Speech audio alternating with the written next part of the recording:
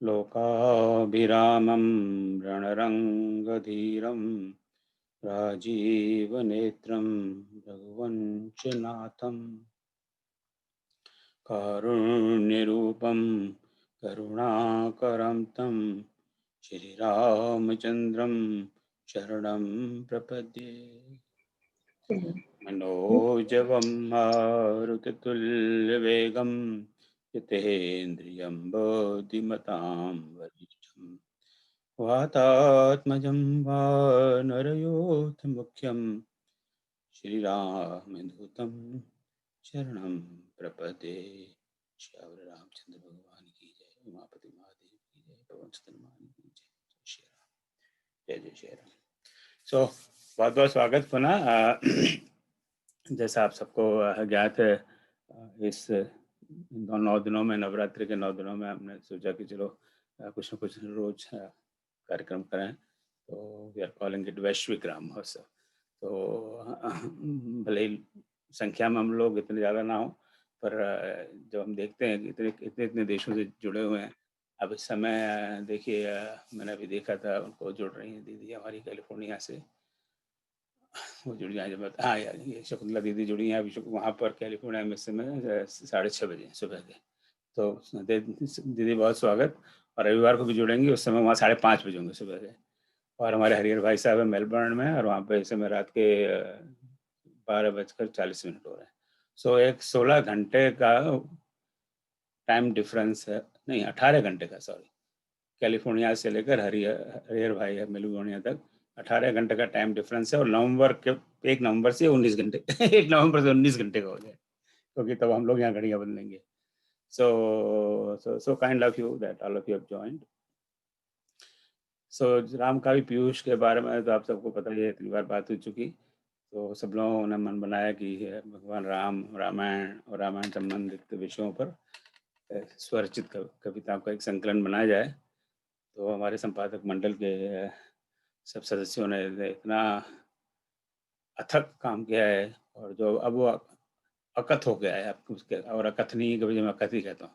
सो अथक काम अकथ हो गया। ठीक ठीक। ये हिंदी के आप सब बड़े विद्वान हैं, तो मेरी भूल चूक गिरा माफ़ करिएगा। यहाँ तो ना हिंदी आती है, ना अंग्रेजी आती है, ना रशियन आती है, कुछ नहीं आता। सो इनके संपादकों की भी कुछ रचनाएं इस पुस्तक में। तो आपको पता है इसका फॉर्मल लॉन्चिंग तो संडे को हम लोग करेंगे। तो एक बात मैं बता दूंगा, we are going to use WebEx that day and not Zoom. और वेबएक्स आज ही सुबह हमारे भाई शिव ने बताया था कि वो हमें डाउनलोड करना पड़ेगा अपने सिस्टम पे, and we to know how to use it. So आप लोग पहले से डाउनलोड कर लीजिएगा। तो सुबह करने जाएंगे, वैसे ही सुबह के 5 बजे होंगे कैलिफोर्निया, और कहाँ नया वेबएक्स डाउनलोड करो। तो उसकी सारी मैं कार्यक्रम की रूपरेखा आपको शायद आज भेज दूंगा, अभी मैंने भेजी नहीं है। तो संपादक मंडल तो सोचा है कि एक दिन इस राम महोत्सव में एक दिन हम लोग हमारे संपादकों की रचनाएं जरा सुने, क्योंकि इनकी रचनाएं इतनी बढ़िया रचनाएं कि मैं क्या आपको कहूँ। तो आज हमारे समक्ष संपादकों में जो इस समय हैं already, I am expecting everyone. Alka ji का वो होने वाली थी, इनफैक्ट उनसे पूछ के ही आज की डेट निश्चित की थी, पर उनकी कुछ फ्लाइट कुछ कैंसिल हो गई भी सुना मैंने, और वो अभी शायद वो she is on the road. अगर वो कनेक्टिविटी मिल गई तो she will join us. Aarti ji आप देख रहे हैं, doctor Aarti Goyal, she is one of the editors. Vinita Mishra ji आज का प्रोग्राम एंकर करेंगी। तो आज मैं बिल्कुल तनाव मुक्त हूँ, तो सारा तनाव विनीता जी पर ट्रांसफर कर दिया है मैंने। So she will be anchor. So once I introduce all the anchors, I will move on. All the editors. शार्दुला जी, विनीता जी लखनऊ में हैं, आरती जी दुबई में हैं, फिर हैं शार्दुला जी सिंगापुर में हैं। हाँ, सो ये कॉर्पोरेट वर्ल्ड में काम करती हैं, तो बस सुबह 6 बजे जाती हैं, रात को 1 बजे आती हैं। तो इतना ज़्यादा काम, बाप रे। शिव प्रकाश वो मैनेजिंग एडिटर के हैं, उन्होंने जो जो कहते हैं ना, पीछे पर्दे के पीछे सारा काम करने वाला आदमी। तो जो अभी सॉफ्ट कॉपी जो ई बुक तैयार हुई है, जो मैंने अभी सिर्फ संपादक मंडल से ही शेयर की है, संपादक मंडल, chief guest and the reviewer, तो he has put the whole book together. And मैंने देखा है कि हिंदी में हम लोग करते हैं, और हमारी बात कर रहा हूँ, हमें बहुत समय लगता है, और कई बार इवन 2 डॉक्यूमेंट कंबाइन करते ही वो सारा गड़बड़ हो जाता है, फॉन्ट वॉन्ट सब कुछ। तो उनको पहले तो सारी कविताएं एक सिंगल डॉक्यूमेंट थी, तो 151 डॉक्यूमेंट को मर्ज करने में और एक डॉक्यूमेंट बनाने में दम निकल गया। So lot of times we to check recheck. So anyway, तो शिव बड़ौदा भारत में। Shailaja ji will join us soon, अभी वो भी किसी काम में व्यस्त हैं। She is in Toronto Canada. और हरिहर भाई अभी मैंने बताया था, हरिजा साहब ये मेलबर्न ऑस्ट्रेलिया में है। सो बस यहाँ पे बड़े बड़े विद्वान हैं, और बाकी जितने भी यहाँ लोग दिखाई दे रहे हैं सबके करीब करीब कविता हैं इस पुस्तक में। तो संडे को बुक के रिलीज होने के बाद में कार्यक्रम एंड में we will make it publicly available, of course at zero cost. We want to let the whole world know what work we have done. बाद में इसको कई लोगों का मंशा है कि इसको we should print it, have hard copies, so we are working on that. तो राम जी ने चाहा तो वो भी संभव हो जाएगा। तो मेरा काम समाप्त हुआ, मैं अब जाके सोता हूँ। जय श्री राम। विनीता जी आप संभालें मंच, आपका फिर से बहुत बहुत स्वागत। जय राम जी। विनीता जी। सभी को जय श्री राम। मेरी आवाज एक मिनट में, सॉरी बोले, शैल अग्रवाल जी को इंट्रोड्यूस करना। ये शैल जी भी हमारे एडिटर हैं, संपादक हैं, और ये हैं यूके से, यूनाइटेड किंगडम से। सो आप देख रहे हैं ना कि ये भी पूरा संपादक मुल्क ने पूरा विश्व कवर किया हुआ है, बिल्कुल अमेरिका से लेकर ऑल द वे ऑस्ट्रेलिया तक। तो it's truly a very big global gathering. And मैं अपनी बात कहूँगा, मुझे बहुत सीखने को मिला, मुझे बहुत ज्ञान की प्राप्ति हुई। इतनी बड़ी मैं भी कभी टुच्ची मुच्ची कविताएं लिख लेता हूँ, तो ये सब कविताओं को पढ़ने के बाद में मुझे महसूस हो गया कि कोई मेरी कविता सुनना क्यों नहीं चाहता। पहले मुझे लगता था अरे मैं इतनी बढ़िया कविता सुनता, कोई सुनना ही नहीं चाहता।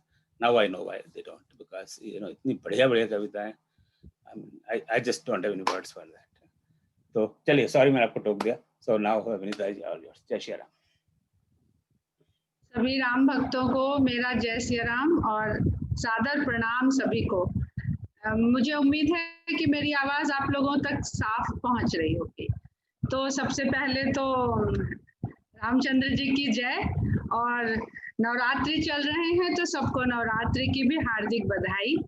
और जैसे कि ओम जी ने मेरे ऊपर विश्वास करके मुझे आज के मंच के संचालन की जिम्मेदारी सौंपी है, तो एक बहुत छोटी सी बात मैं बताकर फिर संचालन को आरंभ कर रही हूँ कि आज से ठीक 1 वर्ष पहले नवरात्रि थी, और मैंने अपने घर पे छोटे से अपने कमरे में दशहरे के उपलक्ष्य में राम चर्चा अपने घर में रखी थी, जिसमें मधु चतुर्वेदी जी भी आमंत्रित थी। और उसी दिन मधु जी ने मुझे इस पूरे इस ग्रुप के बारे में बताया और मुझसे जुड़ने के लिए पूछा। मैंने हामी भरी, और 1 वर्ष के अंदर ही देखिए आज राम की कृपा से मैं राम चर्चा और राम चेतना के द्वारा के लिए पूरे विश्व के लोगों, राम भक्तों से मैं जुड़ी हुई हूँ। तो एक चौपाई मुझे बहुत अच्छी याद आ रही है इस समय कि जा पर कृपा राम के होई, ता पर कृपा करे सब कोई। तो ये राम जी की कृपा है कि ओम जी ने मुझे इस लायक समझा और मुझे मंच संचालन की जिम्मेदारी सौंपी है। मैं आप सभी लोगों के बीच में सबसे अज्ञानी मैं हूँ। ओम जी कहते रहते हैं, लेकिन जब मैं सबके बारे में यहाँ सुनती हूँ, जानती हूँ, तो मुझे बहुत ये सिर्फ राम की कृपा लगती है कि मैं आप लोगों के बीच में बैठने का अवसर पा रही हूँ और ये संतों की संगत मुझे मिल रही है। और जैसे कि ओम जी ने बताया कि राम काव्य पीयूष पर काम करके काव्य संग्रह राम और रामायण से संबंधित कविताएं हैं जिसमें, तो सारा काम सब पूरा श्रेय ओम जी को जाता है। हम लोगों ने जितना भी संपादक मंडल है, औरों का तो नहीं पता, मैंने सिर्फ वो सीप से उलीचने वाला काम किया। जैसे वो तुलसीदास जी ने जगह जगह लिखा है ना कि सीप से उलीचने वाला या सीप से समुद्र को उलीचने के, तो इतना सा ही मेरा योगदान रहा है बस इसमें। तो आप सभी से मैं पहले ये निवेदन करती हूँ कि इस मंच संचालन में अगर कोई त्रुटि हो तो सबसे अज्ञानी जान के मुझे क्षमा करिएगा, और मैं आप लोगों के साथ बहुत कुछ सीखने की प्रक्रिया में यहाँ पर हूँ। तो मेरे विचार से अब हमें अपना कार्यक्रम आगे बढ़ाना चाहिए। तो सबसे पहले मैं आमंत्रित करती हूँ हमारे बीच, हमारे संपादक मंडल में सबसे अनुभवी, सबसे ज्ञानी और जिन्होंने समय समय पर कई जगह हम लोगों का सभी का मार्गदर्शन किया है। और ऑस्ट्रेलिया से श्री हरिहर झा जी। हरिहर झा जी, आपको मेरा सादर प्रणाम है और मैं आपको इस काव्य मंच में सबसे पहले आमंत्रित करती हूँ कि आप इस काव्य पीयूष में जो रचना आपकी प्रकाशित हो रही है उसके आनंद में हम सभी को सराबोर करने की कृपा करें। और स्वागत है आपका, आपकी रचना हम सभी सुनने के लिए तत्पर हैं। हरिहर झा जी।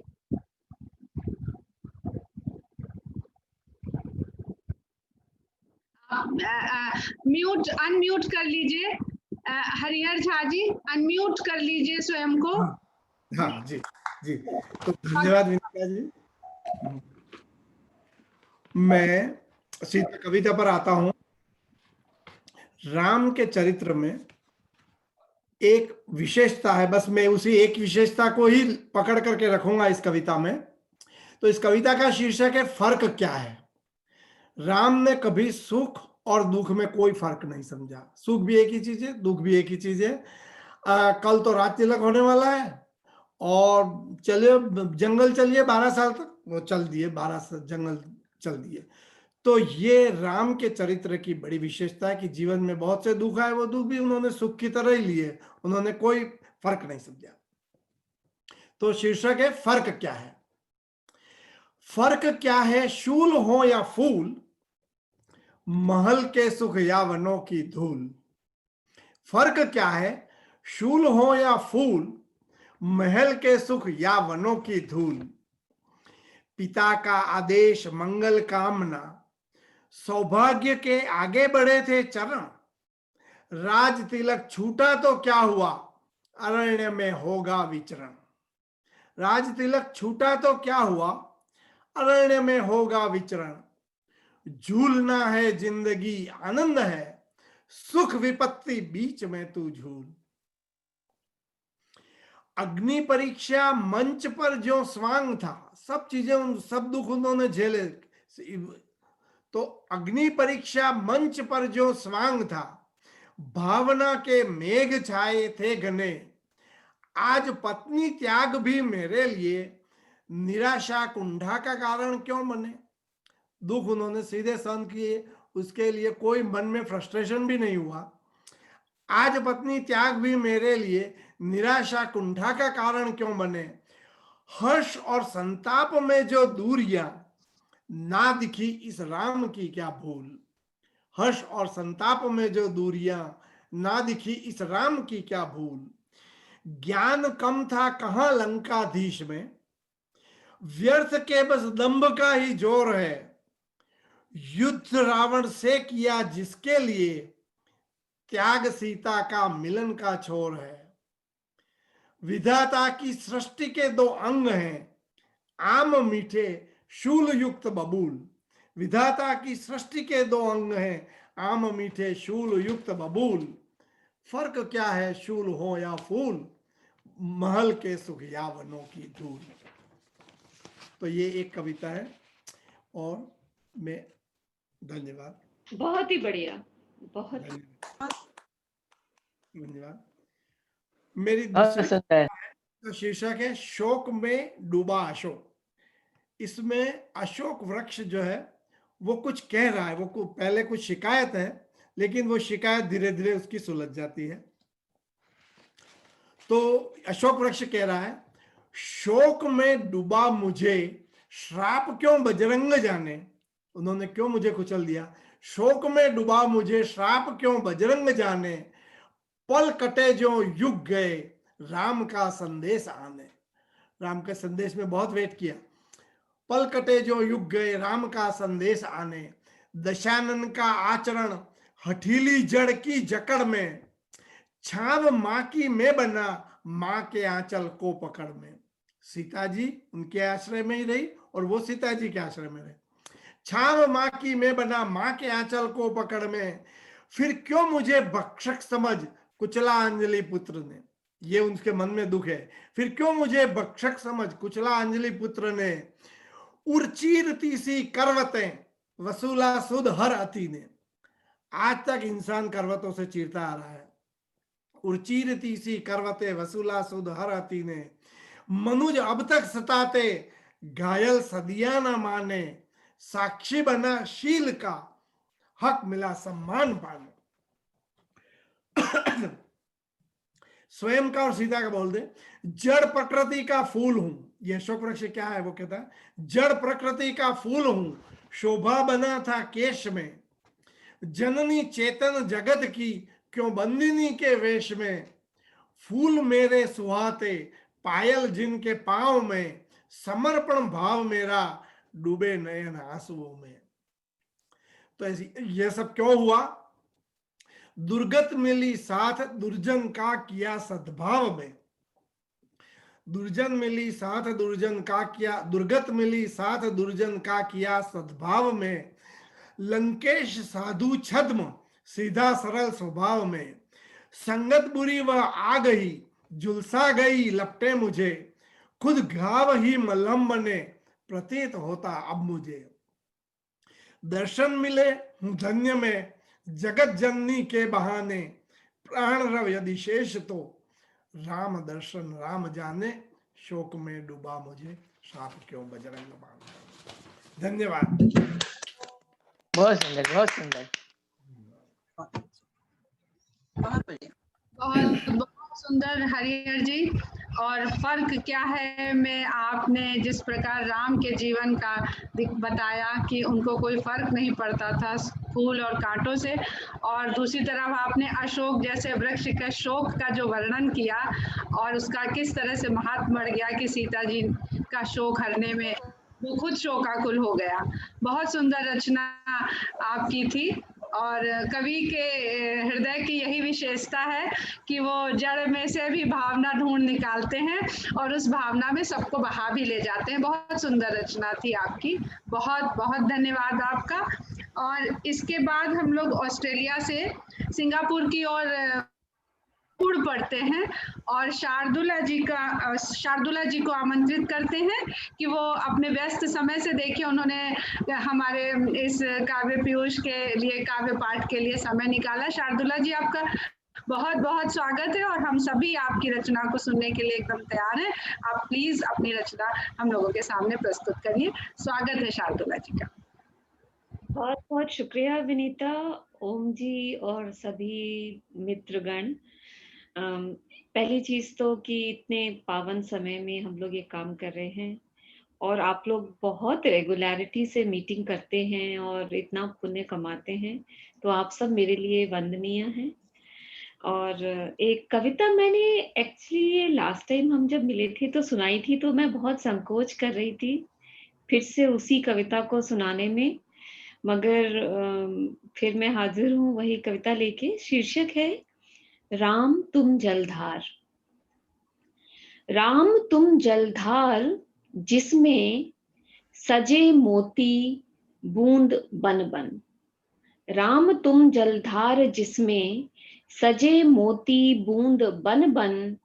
दिव्य सीता गुण सुशोभित, दिव्य सीता गुण सुशोभित। चांदनी सी खिली वन वन। एक तृण उपकार का फल, एक तृण उपकार का फल जीव को तरण दे। तुम सदैव हो मुस्कुराए, प्रश्न हमने किए तन तन। जब हम सब लोग थोड़ा सा ही रामचरितमानस पढ़ लेते हैं तो बहुत प्रश्न करते हैं, नारी अस्मिता पे, ढोर गवार शूद्र पशु नारी, बहुत कुछ हम लोग अपने अधूरे ज्ञान से पूछने लग जाते हैं। तो ये उसी के ऊपर है कि तुम सदैव हो मुस्कुराए, प्रश्न हमने किए तन तन। फिर राम जी के बारे में है ये कि देख सीता वाटिका में तार मन के झनझनाए। राम जी भी एक पुरुष की तरह ही उनका चरित्र था। देख सीता वाटिका में तार मन के झनझनाए। कौन ये मन खींचती क्यों, प्रश्न मन में उभर आए। पर नहीं मांगा उसे, पर नहीं मांगा उन्हें, ना खुद बढ़े धनु खींचने को। कौन सा विश्वास संयम तुम उठे गुरु के उठाए। एक राम भगवान जो इतने, इनका पुरुषार्थ इतना बड़ा था, मगर उनका संयम और विश्वास उस पुरुषार्थ से भी ऊंचा था। फिर उसके बाद राम जी का वापस से चरित्र देखते हैं कि लखन को जीवन ऋतु का ज्ञान किष्किंधा सिखाया। जब राम भगवान बोलते हैं कि घन घमंड नभ गर्जत घोरा, प्रियाहीन तरपत मन मोरा, दामिनी दमक रही घन माई, खल के प्रीत जथा थिर नाही। ये उन्होंने ऋतु के साथ साथ जीवन का ज्ञान कराया है। तो लखन को जीवन ऋतु का ज्ञान किष्किंधा कराया, जब मिले हनुमंत राघव, बोध मैत्री गुण बताया, हर ऋषि के चरण बैठे। इतने वो मर्यादा पुरुषोत्तम होने के बावजूद, इतने ज्ञानी होने के बावजूद हर ऋषि के चरण बैठे, हर उपेक्षित को सवारा। कौन सा? राम जी ने राजाओं से थोड़ी मदद मांगी, भील से, मल्लाह से, शबरी से, बानर से, इनसे उन्होंने मदद मांगी है। तो हर ऋषि के चरण बैठे, हर उपेक्षित को सवारा, युद्ध में चिंतित विभीषण युद्ध में बहुत चिंतित हो गए थे कि रावण के पास तो रथ है, आपके पास रथ नहीं है।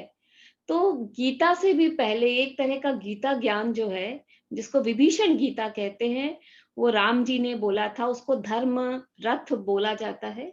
तो युद्ध में चिंतित विभीषण, धर्म रथ तुमने बताया। यानी राम भगवान जो इतने ज्ञानी, जिन्होंने कोई भी क्षेत्र ज्ञान का या मर्यादा का नहीं छोड़ा, सब कुछ उन्होंने निभाया। और हम उन पे प्रश्न करते हैं बहुत तन के। और माँ सीता को मैं देखना चाहती हूँ कवि की तरह। तो एक दिन पीनाक यूं ही खेल में सीता उठाती। सीता को हम बड़ा असहाय बोलते, सीता सिंग्स ब्लू करके बहुत सारी पिक्चरें और गाने बनते हैं। सीता को हम सोच रहे हैं असहाय है सीता, जो बचपन में यूं ही खेलते खेलते उन्होंने धनुष यूं ही उठा लिया था, जो रावण से टस से मस ना हुआ था। तो एक दिन पीनाक यूं ही खेल में सीता उठाती, हाथ में ले एक तिनका हो दशानन ओट जाती। किंतु इतने प्रश्न नारी अस्मिता पर छोड़ती क्यों, भूमि जा प्रतिवाद बिन, क्यों भूमि में निस्तार पाती। ले अधूरा ज्ञान करते प्रश्न अब इतिहास से हम। दुख की बात है कि हम लोग इतिहास भी नहीं मानने को तैयार हैं। हम पौराणिक कथाएं बोलने को तैयार हैं इनको, पर फिर भी जो इतिहास भी मानता है वो अधूरा सा ज्ञान लेकर इतिहास से बातें करने लग जाता है। रामायण पे बहुत प्रश्न करना फैशन हो गया है। तो ले अधूरा ज्ञान करते प्रश्न अब इतिहास से हम, सांस्कृतिक आलोचनाएं आज फैशन का पराक्रम, राम संयम शक्ति सीता। राम संयम शक्ति सीता निरुत्तर उत्तर कथा है। राम संयम शक्ति सीता निरुत्तर उत्तर कथा है। जान ले परिपेक्ष पूरा, मिल सके तब सत्य तत्सम। ले अधूरा ज्ञान करते प्रश्न अब इतिहास से हम। राम तुम जलधार जिसमें सजे मोती बूंद बन बन, दिव्य सीता गुण सुशोभित, चांदनी सी खिली वन वन। बहुत बहुत शुक्रिया। बहुत सुंदर, बहुत सुंदर शायरी है। बहुत बढ़िया दीदी, बहुत बढ़िया। बहुत बहुत धन्यवाद शैलजा जी, शकुंतला जी, बहुत बहुत धन्यवाद आप सब। बहुत सुंदर शार्दुला जी, आपकी रचना से सबका खिल उठा है मन। और आपने इतने सुंदर शब्दों का संयोजन किया कि और जो आपने कहा कि प्रश्न थोड़ा सा पढ़ते हैं, अरे पढ़ते भी नहीं है और प्रश्न उठाते हैं, पढ़ के प्रश्न करें तो प्रश्न ही नहीं उठाएंगे वो। असल में बात तो है, जो प्रश्न करते हैं वो शायद कभी उन्होंने रामचरितमानस या रामायण खोल के पलटी भी नहीं होगी। और लेकिन ये विश्व भर में जिस तरह से हम लोग राम की गिलहरी बन के फैल गए हैं, उस तरह उसका मुझे पूरा विश्वास है कि हर प्रश्न का उत्तर जो है ये गिलहरियां देंगी, और जो वास्तविकता है राम की वो बिल्कुल स्थापित हो रही है। उसको हम लोग कुछ भी नहीं है, राम स्वयं में एक चेतना है, हम लोग बस उसके छोटे छोटे बन गए हैं कि अपने अहम भाव से भर जाते हैं कि हम राम नाम को जो है विश्व भर में और सारे प्रश्नों को हम शंकाएं सबकी निवारण करेंगे। लेकिन ये भी उनकी इच्छा है, राम जी की इच्छा है, जिस कारण हम लोग के मन में ये भाव आता है। तो इसके बाद अलका जी का मैंने रखा था क्रम, और मुझे लगता नहीं है कि अलका जी जुड़ पाई हैं शायद। ओम जी आप बताने का करेंगे कि क्या अलका जी जुड़ पाई हैं हम लोगों से? अलका जी को मैंने अभी देखा था उनको, तो मुझे लगता है जी। वो जुड़ गई हैं। उनको उनका आह्वान करें। अलका जी। अलका प्रमोद जी अगर आप जुड़ चुकी हैं तो हाँ हेलो। अलका जी, हाँ हाँ आप उनको बुलाइए। हाँ वो जी तैयार है। मेरी आवाज आ रही है? आ रही आ रही। ये बहुत प्रसन्नता हो रही है मुझे। जी नमस्कार। जी जी तो अलका जी हम रास्ते में हैं तो हो सकता। हाँ, आप बिल्कुल अपना काव्य पाठ आरंभ कीजिए बिना कोई समय को लिए हुए। जी स्वागत है। जी जिससे पहले कि कनेक्शन कट जाए हम अपना प्रारंभ करते हैं। आप सबको नमन। जी। पहली कविता है हमारी, राम अनुज भरत। विष्णु के पंचायुद्ध में तुम तो सुदर्शन चक्र थे, संग उनका भला कैसे धरा पर छोड़ते। साथ ले अवतार धरती पर तुम्हें आना ही था, बन अनुज दायित्व में हाथ बटाना ही था। मर्यादा पुरुषोत्तम बने जब स्वयं ही प्रभु राम, आदर्श भाई की भूमिका तुमको निभाना ही था। मर्यादा पितृ आज्ञा की सहर्ष निभाई राम ने, तुम कहाँ पीछे हटे आगे बढ़े सब त्याग ने। संकट समक्ष तुम्हारे उस क्षण में रहा बड़ा होगा,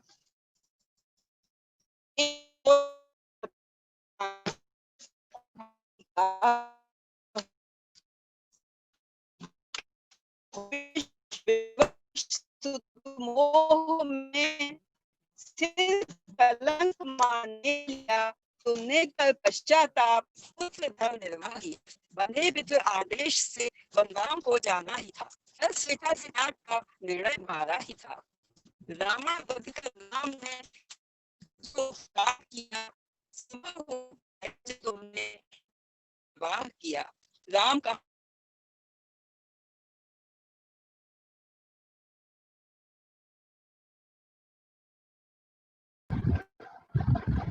ऐसा लगता है अलका जी का संपर्क हमसे टूट गया है, और अलका जी जी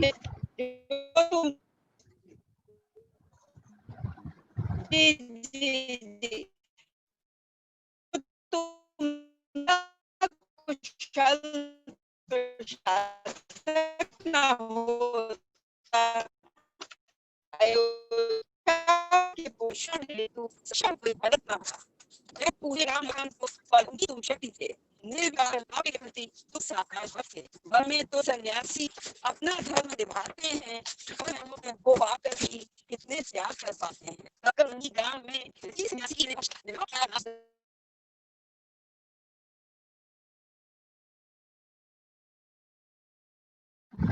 अलका जी का संबंध हमसे टूट रहा है बीच बीच में।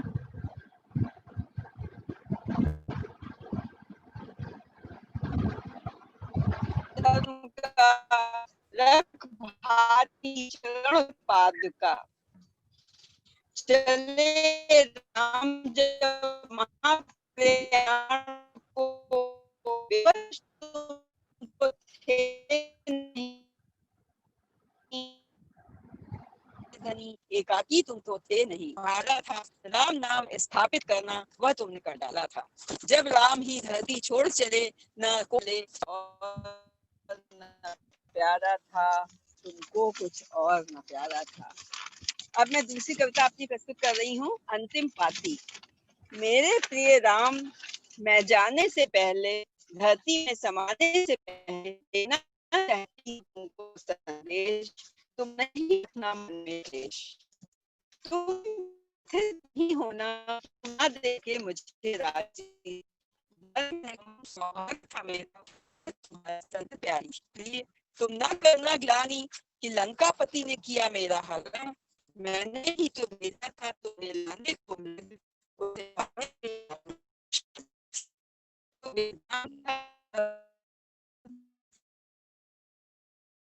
सृष्टि पुकारी थी। इसलिए तुम ना करना पश्चाताप, मेरी अग्नि पर ना उठे उंगलियां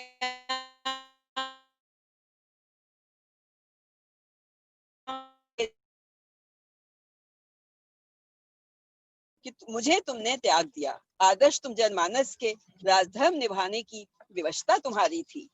तुम धनुष मेरे हुए रावण वध कर छुड़ाया मुझे, फिर भी मिला विरह तो ये नियति हमारी थी।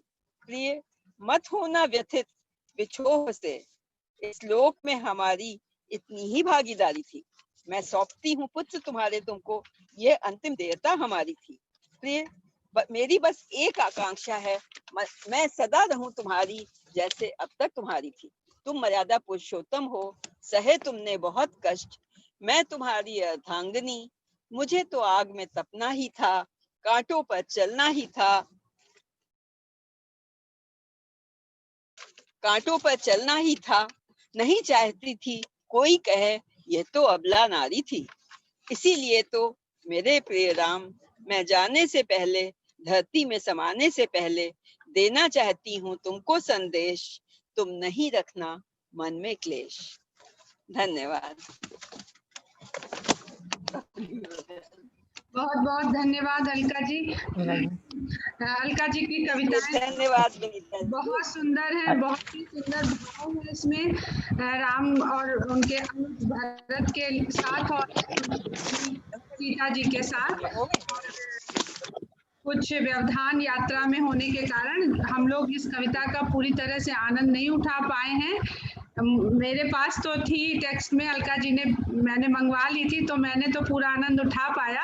लेकिन आप लोगों से ये मेरी विनती है कि राम काव्य पीयूष में इस कविता को आप लोग बहुत ध्यान से पढ़िएगा, क्योंकि बहुत गहरे भावों से अलका जी ने इसको लिखा है। और इन कविताओं के लिए अपनी पर्सनल उसमें जरूर आप लोग भेजिएगा, क्योंकि पूरी तरह से हम लोग उसको सुन नहीं पाए और अलका जी तक अपने भाव नहीं पहुंचा पा रहे हैं कि कितने सुंदर भाव है। अब इसके बाद हम लोग यात्रा करते हुए, ये देखिए यात्रा में सचमुच की यात्रा हो गई। तो भगवान ने कहा कि बहुत तुम लोग इधर से उधर, कभी अमेरिका और कभी ऑस्ट्रेलिया और कभी सिंगापुर, तो आज यात्रा करवा देते हैं। तो अलका जी पर सच्ची कृपा है आज राम जी की, और वो यात्रा करते हुए देखिए उन्होंने राम काव्य पाठ किया।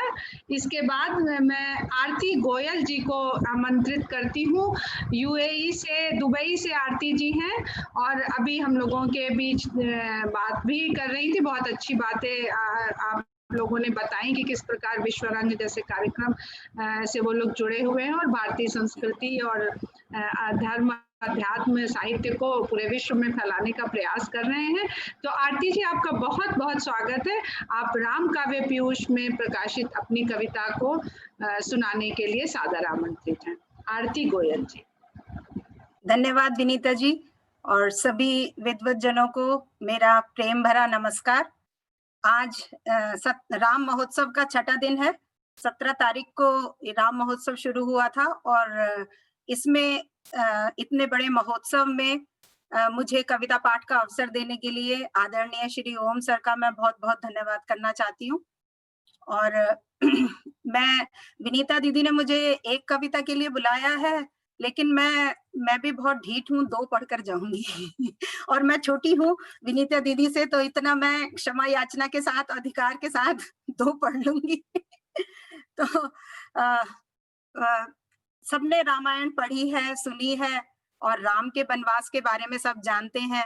लक्ष्मण और भरत ने किस तरह से उनके वनवास में सहयोग किया, उनका अनुकरण किया, और लक्ष्मण तो भगवान के साथ ही रहे, और भरत के त्याग की भी बहुत सराहना हुई।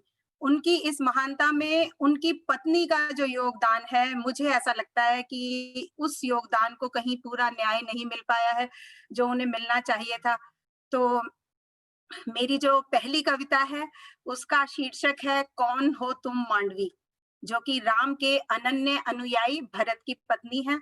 और शार्दुला दीदी और विनीता दीदी मुझे फिर से क्षमा करें क्योंकि मैं भी कुछ प्रश्न पूछने वाली हूँ, और जैसा आपने कहा मैं बिल्कुल मानती हूँ, कभी रामचरितमानस भी ढंग से पढ़ी नहीं है, लेकिन कुछ प्रश्न मेरे दिमाग में जरूर उभरे जब मैंने मांडवी के बारे में विचार किया। तो अपने महल में, राजमहल में अकेली घूमती हुई मांडवी का चित्र मेरी कल्पना में उभरा, और साथ ही उनकी पहचान से जुड़े हुए कुछ प्रश्न भी मेरे मस्तिष्क में उभरे।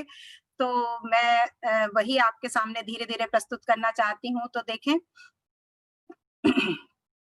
महल अट्टालिका पर विचरती, विकल भाव हिये में है भरती, मुख पर तेज लिए साध्वी सा, साधना किस उद्देश्य मांडवी, प्रदीप्त दीप का थाल करों में, विरह के गीत सजा अधरों में, प्रीत माधुर्य सजल नयनों में, प्रतीक्षा रत उद्विग्न मांडवी, 16 श्रृंगार दे संकेत अनुराग, विह्वल उद्वेलित प्रिय का विराग, द्रुत पवन छेड़ती राग विहाग, क्या हो तुम परिणीता मांडवी।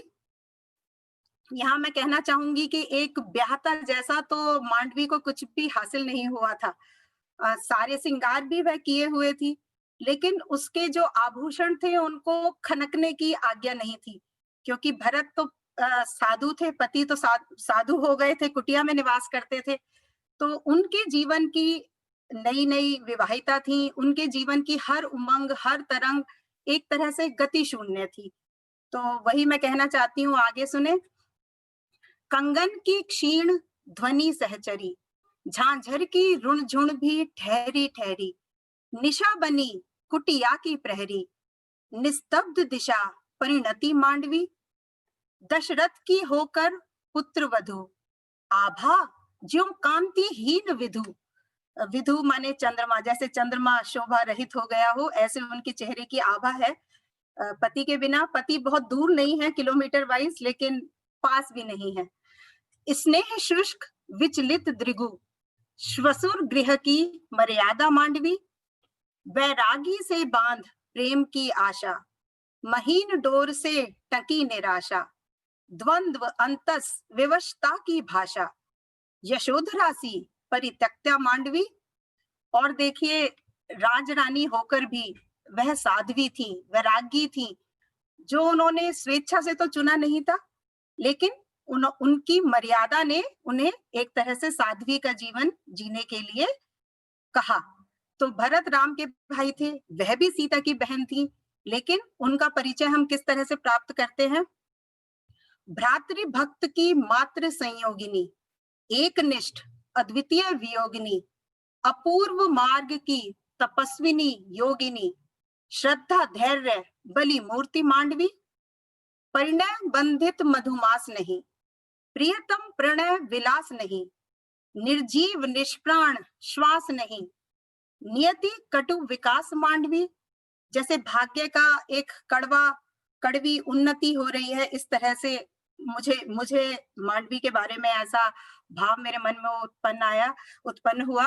तो यज्ञ में जैसे चुपचाप आहुति डालते रहना भाग्य ने उनके लिए तय किया था, और भरत की तपस्या में ऐसा मूक बलिदान एक अघोषित साध्वी ही कर सकती थी। इसी से मांडवी अग्नि में तपी और कुंदन सी दमकी। तो आगे सुने कि कर्तव्य परायणता बही अकंपन, अर्धांगिनी संवेदना का स्पंदन, शोभित प्रशस्ति पावक कुंदन, समर्पित स्वामी वंदन मांडवी, उपजाने जग का अमर दृष्टांत, व्यथित स्वप्न सुशांत विश्रांत। यहाँ पर मैं ये कहना चाहती हूँ कि जिसे सपने में भी शांति न मिलती हो, ऐसी मांडवी मुख मुद्रा से एकदम शांत दिखाई देती है।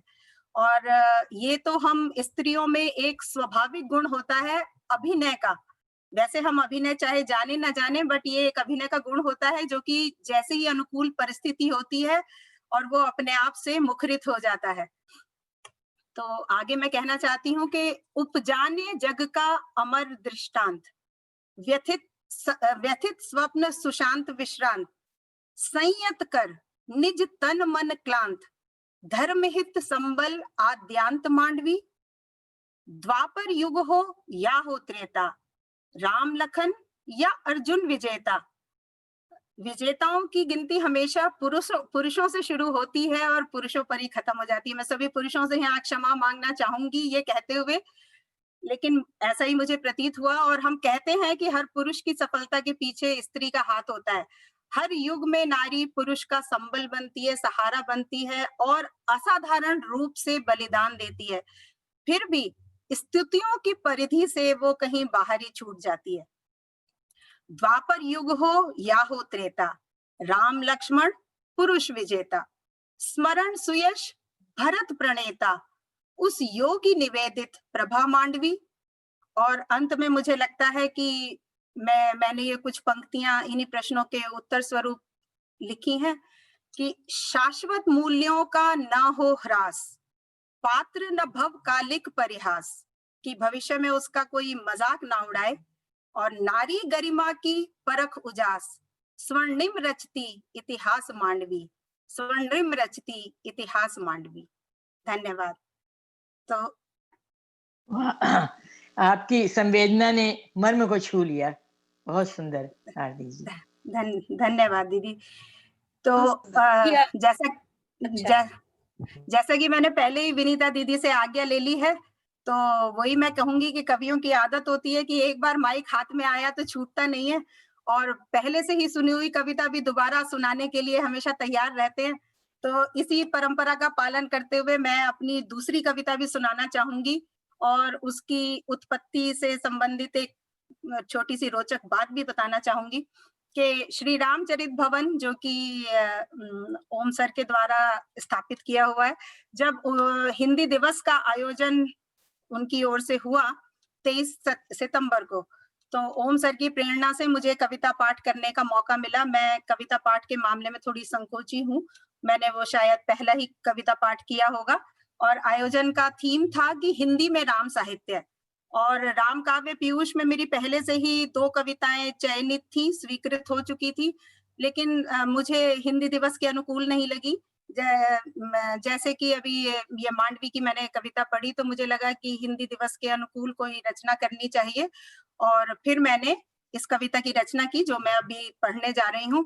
और हिंदी दिवस पर आप सब लोगों ने इसे खूब सराहा भी, और सौभाग्य से इस कविता ने भी राम काव्य पीयूष में स्थान प्राप्त कर लिया, जो कि मेरे लिए बड़े गौरव की बात है। तो इसी कविता को मैं आपको दोबारा सुनाना चाहूंगी, और आप प्लीज जो लोग सुन चुके हैं इसको थोड़ा सा झेलने का कष्ट करें। तो मेरी कविता का शीर्षक है हिंदी कवियों के प्रिय राम। इतिहास वर्णित हिंदी साहित्य है तृप्ति देता, रुचिकर लालित्य, और उसमें प्रभु राम के दर्शन, दमकता नभ में एक आदित्य। वाल्मीकि कृत रामायण के कोश से सिंचित धारा है राम, हर भाषा में पुष्प विकसित कर हिंदी वनथल में राम का धाम। महर्षि वाल्मीकि ने एक बार राम की महिमा का जो बखान शुरू किया वह आज तक जारी है। संस्कृत भाषा विलुप्त हुई, उसके बाद प्राकृत भाषा ने जन्म लिया, फिर पाली आई, अपभ्रंश आई, फिर अवधी हिंदी, लेकिन राम की कथा बिना रुके अनवरत चलती रही। तो वही बात मैं आगे बताना चाहती हूँ कि संस्कृत प्राकृत पाली अपभ्रंश के उर में बसा सदैव रघुवंश, तुलसी पूर्व रचते विष्णुदास, रामायण कथा में राम का अंश। पृथ्वीराज रासों में चंद बरदाई, उल्लेख करें दशावतार नाम, मंगलाचरण के 38 छंद, और कथा में षष्ठम अवतरित राम। 14वीं शती स्वामी रामानंद, रचे हिंदी संस्कृत में 17 ग्रंथ, राम भक्ति शाखा के संस्थापक, और राम नाम स्वर गूंजे काल अनंत।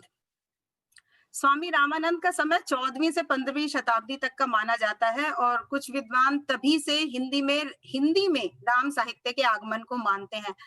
समय कुछ भी रहा हो, विवाद कुछ भी हो राम कथा के शुरू होने के विषय में, पर यह जानना बड़ा ही जरूरी है कि इसी शताब्दी में के अंत में राम कथा ने पत्नी भक्त तुलसीदास को शीर्ष कवि गोस्वामी तुलसीदास बना दिया। और ये देखें अब आपकी जग प्रसिद्ध ग्रंथ रामचरितमानस की रचना कैसे हुई। शीर्ष राम भक्त कवि तुलसीदास, रामचरितमानस रची अविराम, 31 माह और 26 दिन, प्रतिष्ठित जन जन ही प्रभु श्री राम। मुनि लाल लिखित है राम प्रकाश, रामचंद्रिका रचित केशव दास, राम की गंगा से पावन सुरभित, कवि सेनापति और नाभादास। हम जानते ही हैं कि कितने ही कवियों ने राम कथा लिखी और राम के चरित्र को बताने के लिए अपनी लेखनी चलाई, लेकिन जनमानस पर रामचरितमानस का ही प्रभाव सबसे ज्यादा है। और इसके अलावा कथा को काव्य में लिखने के अलावा साहित्यिक नाटक भी बहुत सारे लिखे गए हैं राम कथा के ऊपर, उनका मैं उल्लेख करना चाहूंगी। रामायण महानाटक में प्राणचंद्र, नाट्य में लाए महानायक राम, जह जह हनुमत वहां राम कथा, हनुमान नाटक रचे कवि हृदय राम, लाल दास कृत अवध विलास, राम प्रताप के कवि गोपाल दास, हिंदी कवि देव की राम रसायन और राम विनोद रचित श्री चंद्रदास। राम का स्रोता जब से फूटा, अविरल बहता है अभिराम, हिंदी समृद्ध भक्त कवि गण से घर घर बसता राम का गाम। विश्वनाथ की आनंद रघुनंदन, हिंदी कवि करते राम का वंदन, योग वशिष्ठ पद्म पुराण रामचरित, में राम कथा से मस्तक चंदन। जब जब रचना की चर्चा अधिक होगी और रचनाकार की कम, तो कुछ अधूरापन हमें खलता है। तो मैं यहाँ पर ये बताना चाहती हूँ कि जिन ग्रंथों का मैंने उल्लेख किया, योग वशिष्ठ पद्म पुराण रामचरित, इनके रचयिता है राम प्रसाद निरंजनी, दौलत राम और सदल मिश्र। और इसी तरह के अन्य ग्रंथ हैं रामाश्वमेघ या रघुवंश दीपक, राम मणैया, कौशल किशोर, रामावतार व रामचंद्रोदय, प्रबंध मुक्तक भी करते विभोर। आधुनिक काल में बदला नायक, राम साहित्य बहुविध आयाम, उपेक्षित पात्र दिखे हिंदी के पद्य, नव उन्नायक नव अनुगाम। जब नई सोच वाले कवि समाज में कलम चलनी शुरू हुई, काव्य पर काम हुआ, तो उपेक्षित पात्रों पर हमारे महाकवियों का खूब ध्यान गया। दोनों ही राष्ट्र कवियों ने, जैसे मैथिली शरण गुप्त ने उर्मिला यशोधरा को काव्य में उकेरा, तो दिनकर ने कर्ण को, और राम कथा के भी जो अन्य पात्र थे उन्हें भी कुछ इस तरह से स्थान मिला। कवि अयोध्या सिंह के हाथ, वैदेही वनवास में सिया का साथ, मैथिली की उर्मिला बसी साकेत, और कैकेयी रचते हैं केदारनाथ। अब आगे की पंक्तियों पर ध्यान दें। युग बदला और बदले सारथी, राम मंथन राम जिज्ञासा निष्काम। यहाँ पर मैं आप सब लोगों को ये बड़े हर्ष के साथ बताना चाहूंगी कि काव्य सृजन में आज के समय की अगर हम बात करें, तो प्रभु श्री राम काव्य के लिए जो प्रयत्न हमारे आदरणीय डॉक्टर ओम प्रकाश जी कर रहे हैं, उसको यहाँ बताए बिना मेरी कविता मुझे अधूरी सी प्रतीत होती है।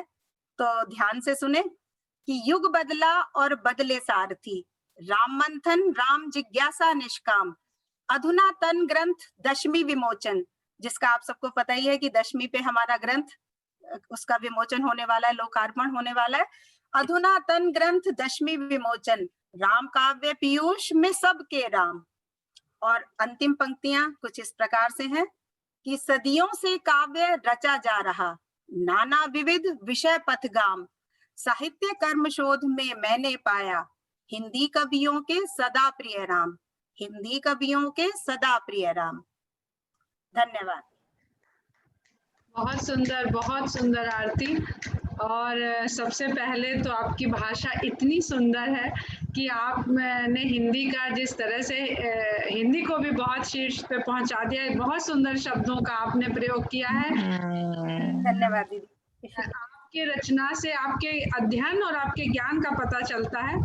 और उसको भी बहुत ज्ञानी हूँ दीदी मैं तो खुद मैं खुद ही क्षमा के साथ मैंने इसीलिए शुरू किया है कि कभी रामचरितमानस बहुत पढ़ी नहीं, बस हाँ मांडवी के प्रति कुछ आकर्षण रहा तो। और जिस तरह से आपने उसको पिरो दिया है कविता में कि आपने कितने सारे ग्रंथों के नाम लिए कि और उनके रचनाकारों के भी साथ में नाम लिए कि हम तो आज पहली बार ग्रंथों के नाम सुने थे, लेकिन वास्तव में उनके रचनाकारों के नाम आज हम पहली बार आपके मुखारबिंद से सुन रहे थे। और बहुत बहुत सुंदर। मैं ये कहना चाहती हूँ कि आपके अंदर एक तो जो भाव मेरे अभी मन में आया आपकी कविता सुन के कि अगर भक्त कवि है तो असली भक्त है, और कवि अगर भक्त है तो असली कवि है। ये आज आपकी रचना को सुन करके, किसी कवि ने कभी राम पर कुछ नहीं लिखा तो फिर उसके कवित्व में कहीं ना कहीं अधूरापन है। और अगर जो भक्त है उसने कभी 2 लाइन नहीं लिखी, अनगढ़ ही सही, अपने आप निकलता है। राम का प्रेम, राम की भक्ति ऐसी है कि अपने आप कुछ ना कुछ तो निकल पड़ता है भाव के रूप में। और जिस प्रकार से जब राम की भक्ति का संचार भीतर होता है तो आपकी रचना मांडवी जो आपने लिखी, वियोगिनी संयोगिनी, एक साथ मांडवी को आपने जिस तरह से संयोगिनी और वियोगिनी बताया, मन द्रवित भी हुआ, हर्षित भी हुआ। तो विरोधाभास हम लोगों ने भी, जैसे आपने विरोधाभास दिखाया, वही हम लोगों के अंदर भी वही उठ रहा था।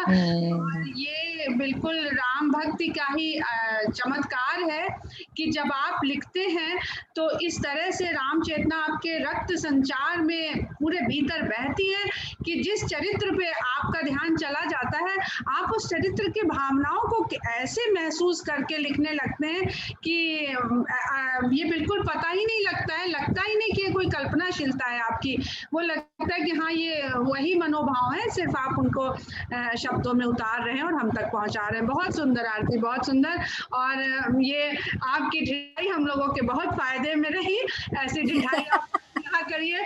ओम जी तो हम लोगों को समय और ये में बांधने रहेंगे, लेकिन आप जैसे लोग भी हमें चाहिए जो थोड़ी थोड़ी ढिठाई करते रहें, वरना हम वंचित रह जाते और बिल्कुल लग नहीं रहा था कि इस रचना को हम दोबारा सुन रहे हैं। बहुत बहुत बधाई आपको। और धन्यवाद दीदी। राम काव्य की मणिमाला मन मुग्ध कर गई, बहुत सुंदर जी। धन्यवाद धन्यवाद दीदी। इसके बाद अब हम लोग चलते हैं यूके, और वहां पर शैल अग्रवाल जी से मैं निवेदन करूंगी। शैल अग्रवाल जी की सुंदर रचनाओं का हम सभी लोग प्रतीक्षित हैं सुनने के लिए। शैल अग्रवाल जी, मंच आपकी प्रतीक्षा कर रहा है, आप कृपया अपना काव्य पाठ आरंभ करें।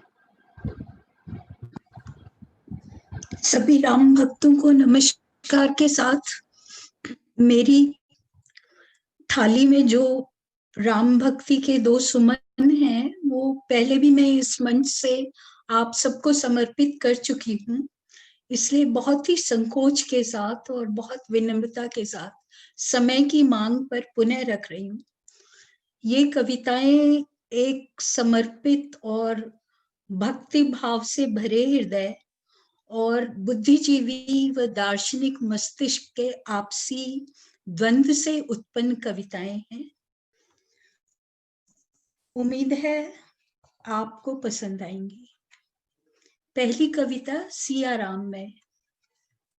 सुंदर कांड पढ़ ले, डर नहीं लगेगा।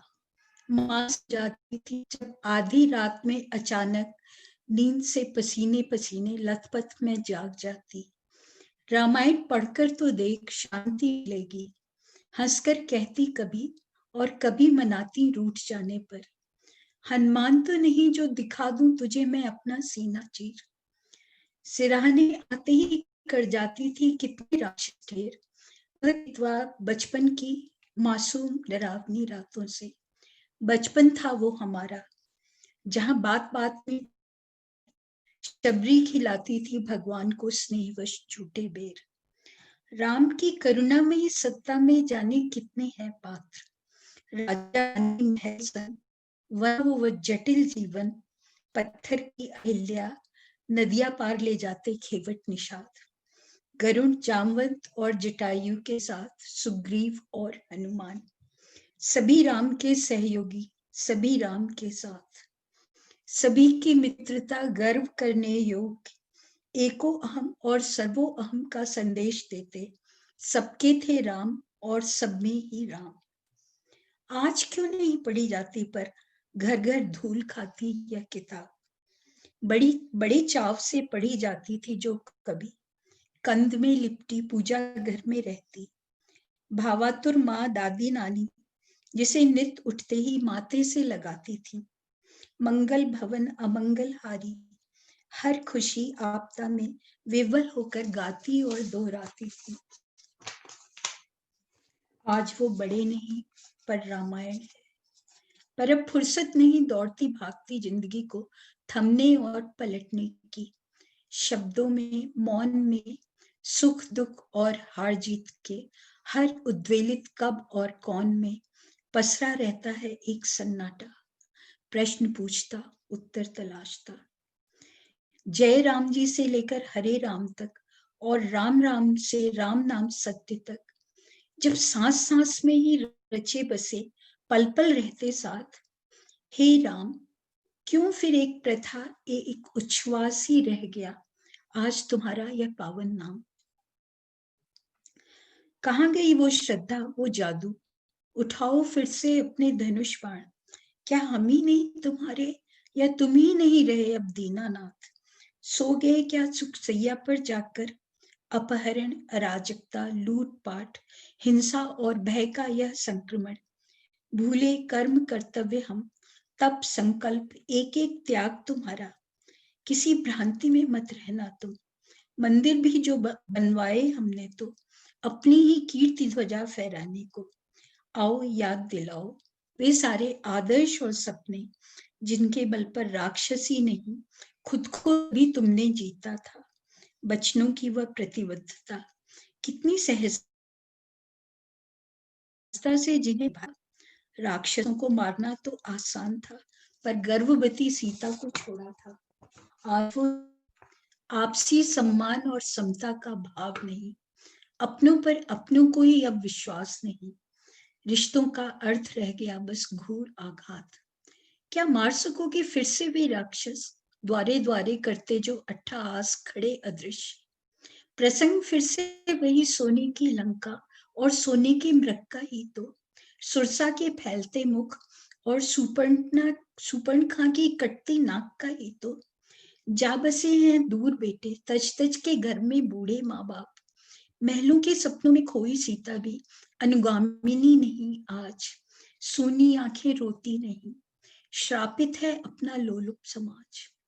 विश्वास में रही ना वो ताकत ना ही प्रेम साहस, समृद्ध को जग गोसाई भोगियों से भर चुका है समाज। कहाँ वो पुत्र जो त्यागे पिता के वचनों पे राजपाट, कहाँ वो पिता जो पुत्र वियोग में तजते प्राण, लखन से भाई नहीं जो भाई के दुख में देवे साथ, प्रेम प्रतीत के बल पर ही तो कपि कीनो दुर्गम काज, पर्वत उठाए हाथ में लियो समुंदर लांग। प्रेम प्रतीत के बल ही तो मन भटकी थी जानकी, भरत ने राखी थी भक्ति भाव से कुल की साख। कथा ये प्रेम और त्याग की, सेवा में विश्वास की, गौरव आते जिससे मानव बनते संस्कृति व संस्कार। कथा शौर्य भरे परमार्थ की, जुड़े था जो बिखरा समाज। प्रवसी नगर की जय सब काजा, हृदय राखी कौशलपुर राजा। समदर्शी थे गुरु गोस्वामी, सांची शरण दीन बखानी, राम में सब जग जानी, करहु प्रणाम जो जग पानी। मेरी दूसरी कविता मातु जानकी पे है। उत्साहित था बहुत हर अच्छा अयोध्या। है शैल जी, बहुत अच्छा लिखा है आपने, थैंक यू। बहुत बढ़िया। उत्साहित था हर अयोध्या वासी, लेकर मंगल थाल दीप आरती, सजाए बंधनवार नैनन द्वार, लौटेंगे अब उसके सीताराम। सीताराम राम सीता दोनों अलग कब पर, एक दूसरे के पूरक समर्पित जीवन साथी, पर आते ही सीता फिर से निष्कासित वन को क्यों बिछुड़ जाती है नित नित यह सीता, क्यों नहीं संभाल पाते हम मातु जानकी को। सीता जिसके लिए राम दर दर भटके, रावण संग भीषण युद्ध लड़े, क्या इतने कच्चे थे राजा राम कान के, या फिर सच्ची झूठी हर अफवाह का महत्व अधिक था प्रत्यक्ष प्रमाण से। अग्नि परीक्षा लेकर भी त्याग, वह भी गर्भवती पत्नी का। बहुत उदास होता है मन जब जब सोचती हूँ मर्यादा पुरुषोत्तम राम तुम्हारी पत्नी के बारे में। राजमहल से सीधे वन तक जो साथ चली, उसके साथ तुम राजमहल में 4 कदम भी न चल सके। दूसरे की पत्नी को ताड़ने वाले राम, अपनी पत्नी के बचाव में क्यों तुम्हारा दैवत्य सहायक नहीं हुआ?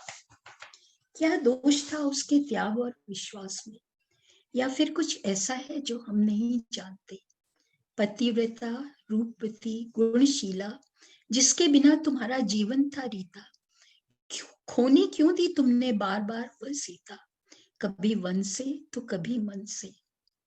अग्नि से जो जीवित निकल आई, सामने तुम्हारी खड़ी धरती में जा समाई, और तुमने रोका तक नहीं।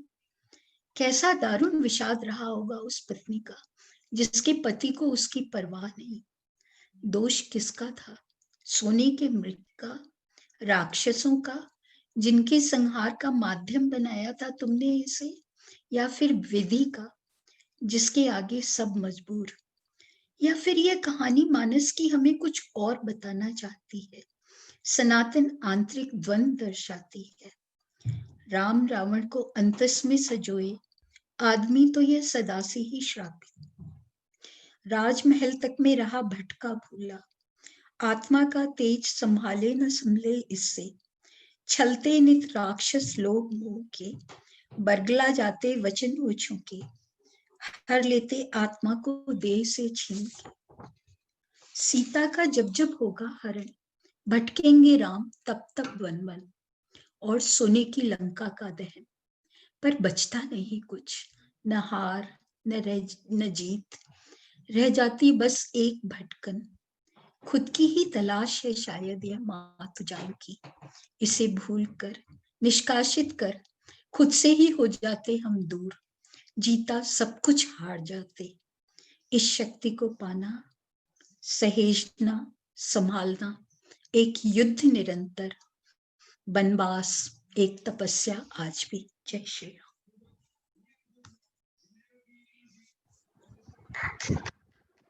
बहुत सुंदर शैल जी, बहुत ही सुंदर। और जिस प्रकार आपने की दूसरी कविता में जिस प्रकार से शंका और प्रश्न को फिर आपने मोड़ दिया बिल्कुल जीवन के आदर्श की तरफ, वो अद्भुत है। और वो कमाल आप जैसी विदुषी कवित्री ही कर सकती है, हम लोग तो वहां तक सोच भी नहीं सकते। बहुत अद्भुत मोड़ दिया आपने अपनी दूसरी कविता को। और पहली कविता में आपने जिस तरह से शोभ प्रकट हो रहा था कि हमारे पास राम जैसा चरित्र है, उनकी मर्यादा है, उसके बाद भी हमारे राष्ट्र की, हमारे समाज की ये दशा हो रही है, तो सभी संवेदनशील और जो भीतर से राष्ट्र प्रेमी और संस्कृति प्रेमी लोग हैं, उनको बहुत क्षोभ होता है। वो आपकी पहली कविता में पूरी तरह से प्रकट हो रहा था। और उसको सुनते हुए मुझे एक श्री आशुतोष राणा जी एक वाक्य कहते हैं, जिसे मैंने अपनी टैगलाइन बना लिया है कि आज ये सब क्यों, जो भी आपने प्रश्न उठाए, जिस तरह के हमारी दशा हो गई है, तो वो कहते हैं कि हम राम को तो मानते हैं, राम की नहीं मानते। हम राम को तो मानते हैं, राम की नहीं मानते। हम राम के चरण पकड़ते हैं, हम राम के आचरण नहीं पकड़ते। बहुत सुंदर। मैंने जिस दिन से उनके मुखारबिंद से ये वाक्य सुना था, तो मैंने उनकी आज्ञा ले ली थी कि जब भी मुझे आवश्यकता होगी मैं आपके इस वाक्य का प्रयोग करूंगी, आपके नाम के साथ प्रयोग करूंगी। और ये मेरे लिए एक टैगलाइन हो गई है। और बहुत सारे प्रश्नों के उत्तर हमें इस पंक्ति से हम लोगों को मिल जाते हैं। तो आपकी बहुत सुंदर रचनाएं थी, बहुत अद्भुत रचनाएं थी। और इसके बाद हमारे पास शैलजा सक्सेना जी हैं, शायद वो सबसे अंत में कविता पाठ करने की इच्छुक हैं। और उसके बाद हम सभी के चितेरे और हम सभी के चहेते ओम जी भाई को हम लोग सुनेंगे। उनके लिए समय की कोई सीमा नहीं है रहेगी। वो जब तक चाहे हम लोगों को अपने बिल्कुल अपने शब्दों से, अपनी वाणी से हम लोगों को आनंद पहुंचा सकते हैं। तो अब आज्ञा चाहती हूँ कि अगर आप सभी की आज्ञा हो तो मेरा क्रम आने का सा कुछ ऐसा प्रतीत हो रहा है। तो अगर ओम जी भाई की और सभी उपस्थित सुधीजनों की आज्ञा हो तो मैं अपना जो भी मेरी तो बहुत तनगढ़ सी रचनाएं होती हैं। मैं कोई कवि नहीं हूँ। मैं स्वागत है विनीता। स्वागत है विनीता जी। लगा जब तक स्वागत है नहीं बोलेंगे आप अपनी बुराइयां ही करती रहेंगी। तो मैं रचना मेरी जरूर आनंद पहुंचाएगी, इसलिए मैं अपनी बुराई करे ले रही हूँ कि स्वागत है, बहुत स्वागत है। बिल्कुल ठीक कहा कि स्वागत है। धन्यवाद, बहुत धन्यवाद मधु जी। पहली रचना है सुमिरन तेरा मेरा दाम। इन भावों को क्या दूं नाम, इन भावों को क्या दूं नाम, मेरे भीतर बाहर राम। इन भावों को क्या दूं नाम, मेरे भीतर बाहर राम। एक आचरण तेरा पाऊं, दीन जनों को गले लगाऊं। तब भी खुद को दीन बुलाऊं, कर्म मेरा हो हर निष्काम। इन भावों को क्या दूं नाम। केवट बन में पार लगाऊं, शबरी बन मैं बेर खिलाऊं। केवट बन में पार लगाऊं, शबरी बन मैं बेर खिलाऊं। बना जटायु प्राण को साधूं, राह को तकता मेरे राम, राह को तकता मेरे राम। माथे पर पद धूल चढ़ाऊं, माथे पर पद धूल चढ़ाऊं। भरत भांति में शीश झुकाऊं, मोल भक्ति का कुछ ना चाहूं, मोल भक्ति का कुछ ना चाहूं। सुमिरन तेरा मेरा दाम। चाहे विप्र रूप कोई धारे, चाहे विप्र रूप कोई धारे, या केवट बन चरण पखारे। कोई मदना मोह मुझे हो, मांगू मैं भक्ति अविराम, मांगू मैं भक्ति अविराम। इन भावों को क्या दूं नाम, मेरे भीतर बाहर राम, मेरे भीतर बाहर राम। बहुत वाह वाह, बढ़िया भक्ति की पराकाष्ठा है। बहुत बहुत धन्यवाद, बहुत बहुत धन्यवाद। दूसरी रचना आज्ञा हो तो मैं दूसरी रचना भी आप लोगों के सामने प्रस्तुत करती हूँ। जी स्वागत हो तो मैं इसे गुनगुना के गीत की भांति मैं इसको गाती हूँ। तो मैं गीत की भांति इसे आप लोगों के सामने प्रस्तुत कर रही हूँ। स्वागत। धन्यवाद। तुम्हें लगाऊं मन का चंदन, हे रघुनंदन, हे रघुनंदन। मन करता है तेरा वंदन, हे रघुनंदन, हे रघुनंदन। मुझको अपनी शरण में ले लो, मुझको अपनी शरण में ले लो। नहीं चाहिए यश अभिनंदन, नहीं चाहिए यश अभिनंदन। हे रघुनंदन, हे रघुनंदन। ये संसार असार छुड़ा दो, ये संसार असार छुड़ा दो। तुमको करती तन मन अर्पण, तुमको करती तन मन अर्पण। हे रघुनंदन, हे रघुनंदन। एक विचार का समुद्र भरा है, एक विचार का समुद्र भरा है। राम नाम से करती मंथन, राम नाम से करती मंथन। हे रघुनंदन, हे रघुनंदन। सारा झूठ का ताना बाना, सारा झूठ का ताना बाना। लगता अपना महिमा मंडन, लगता अपना महिमा मंडन। हे रघुनंदन, हे रघुनंदन, सत्य दिखाकर मुझको मेरा, सत्य दिखाकर मुझको मेरा, मत करना अब इसका खंडन, मत करना अब इसका खंडन। हे रघुनंदन, हे रघुनंदन, काल व्याधि की सीमा तोड़ो, काल व्याधि की सीमा तोड़ो, स्वीकारो तुम मेरा वंदन, स्वीकारो तुम मेरा वंदन।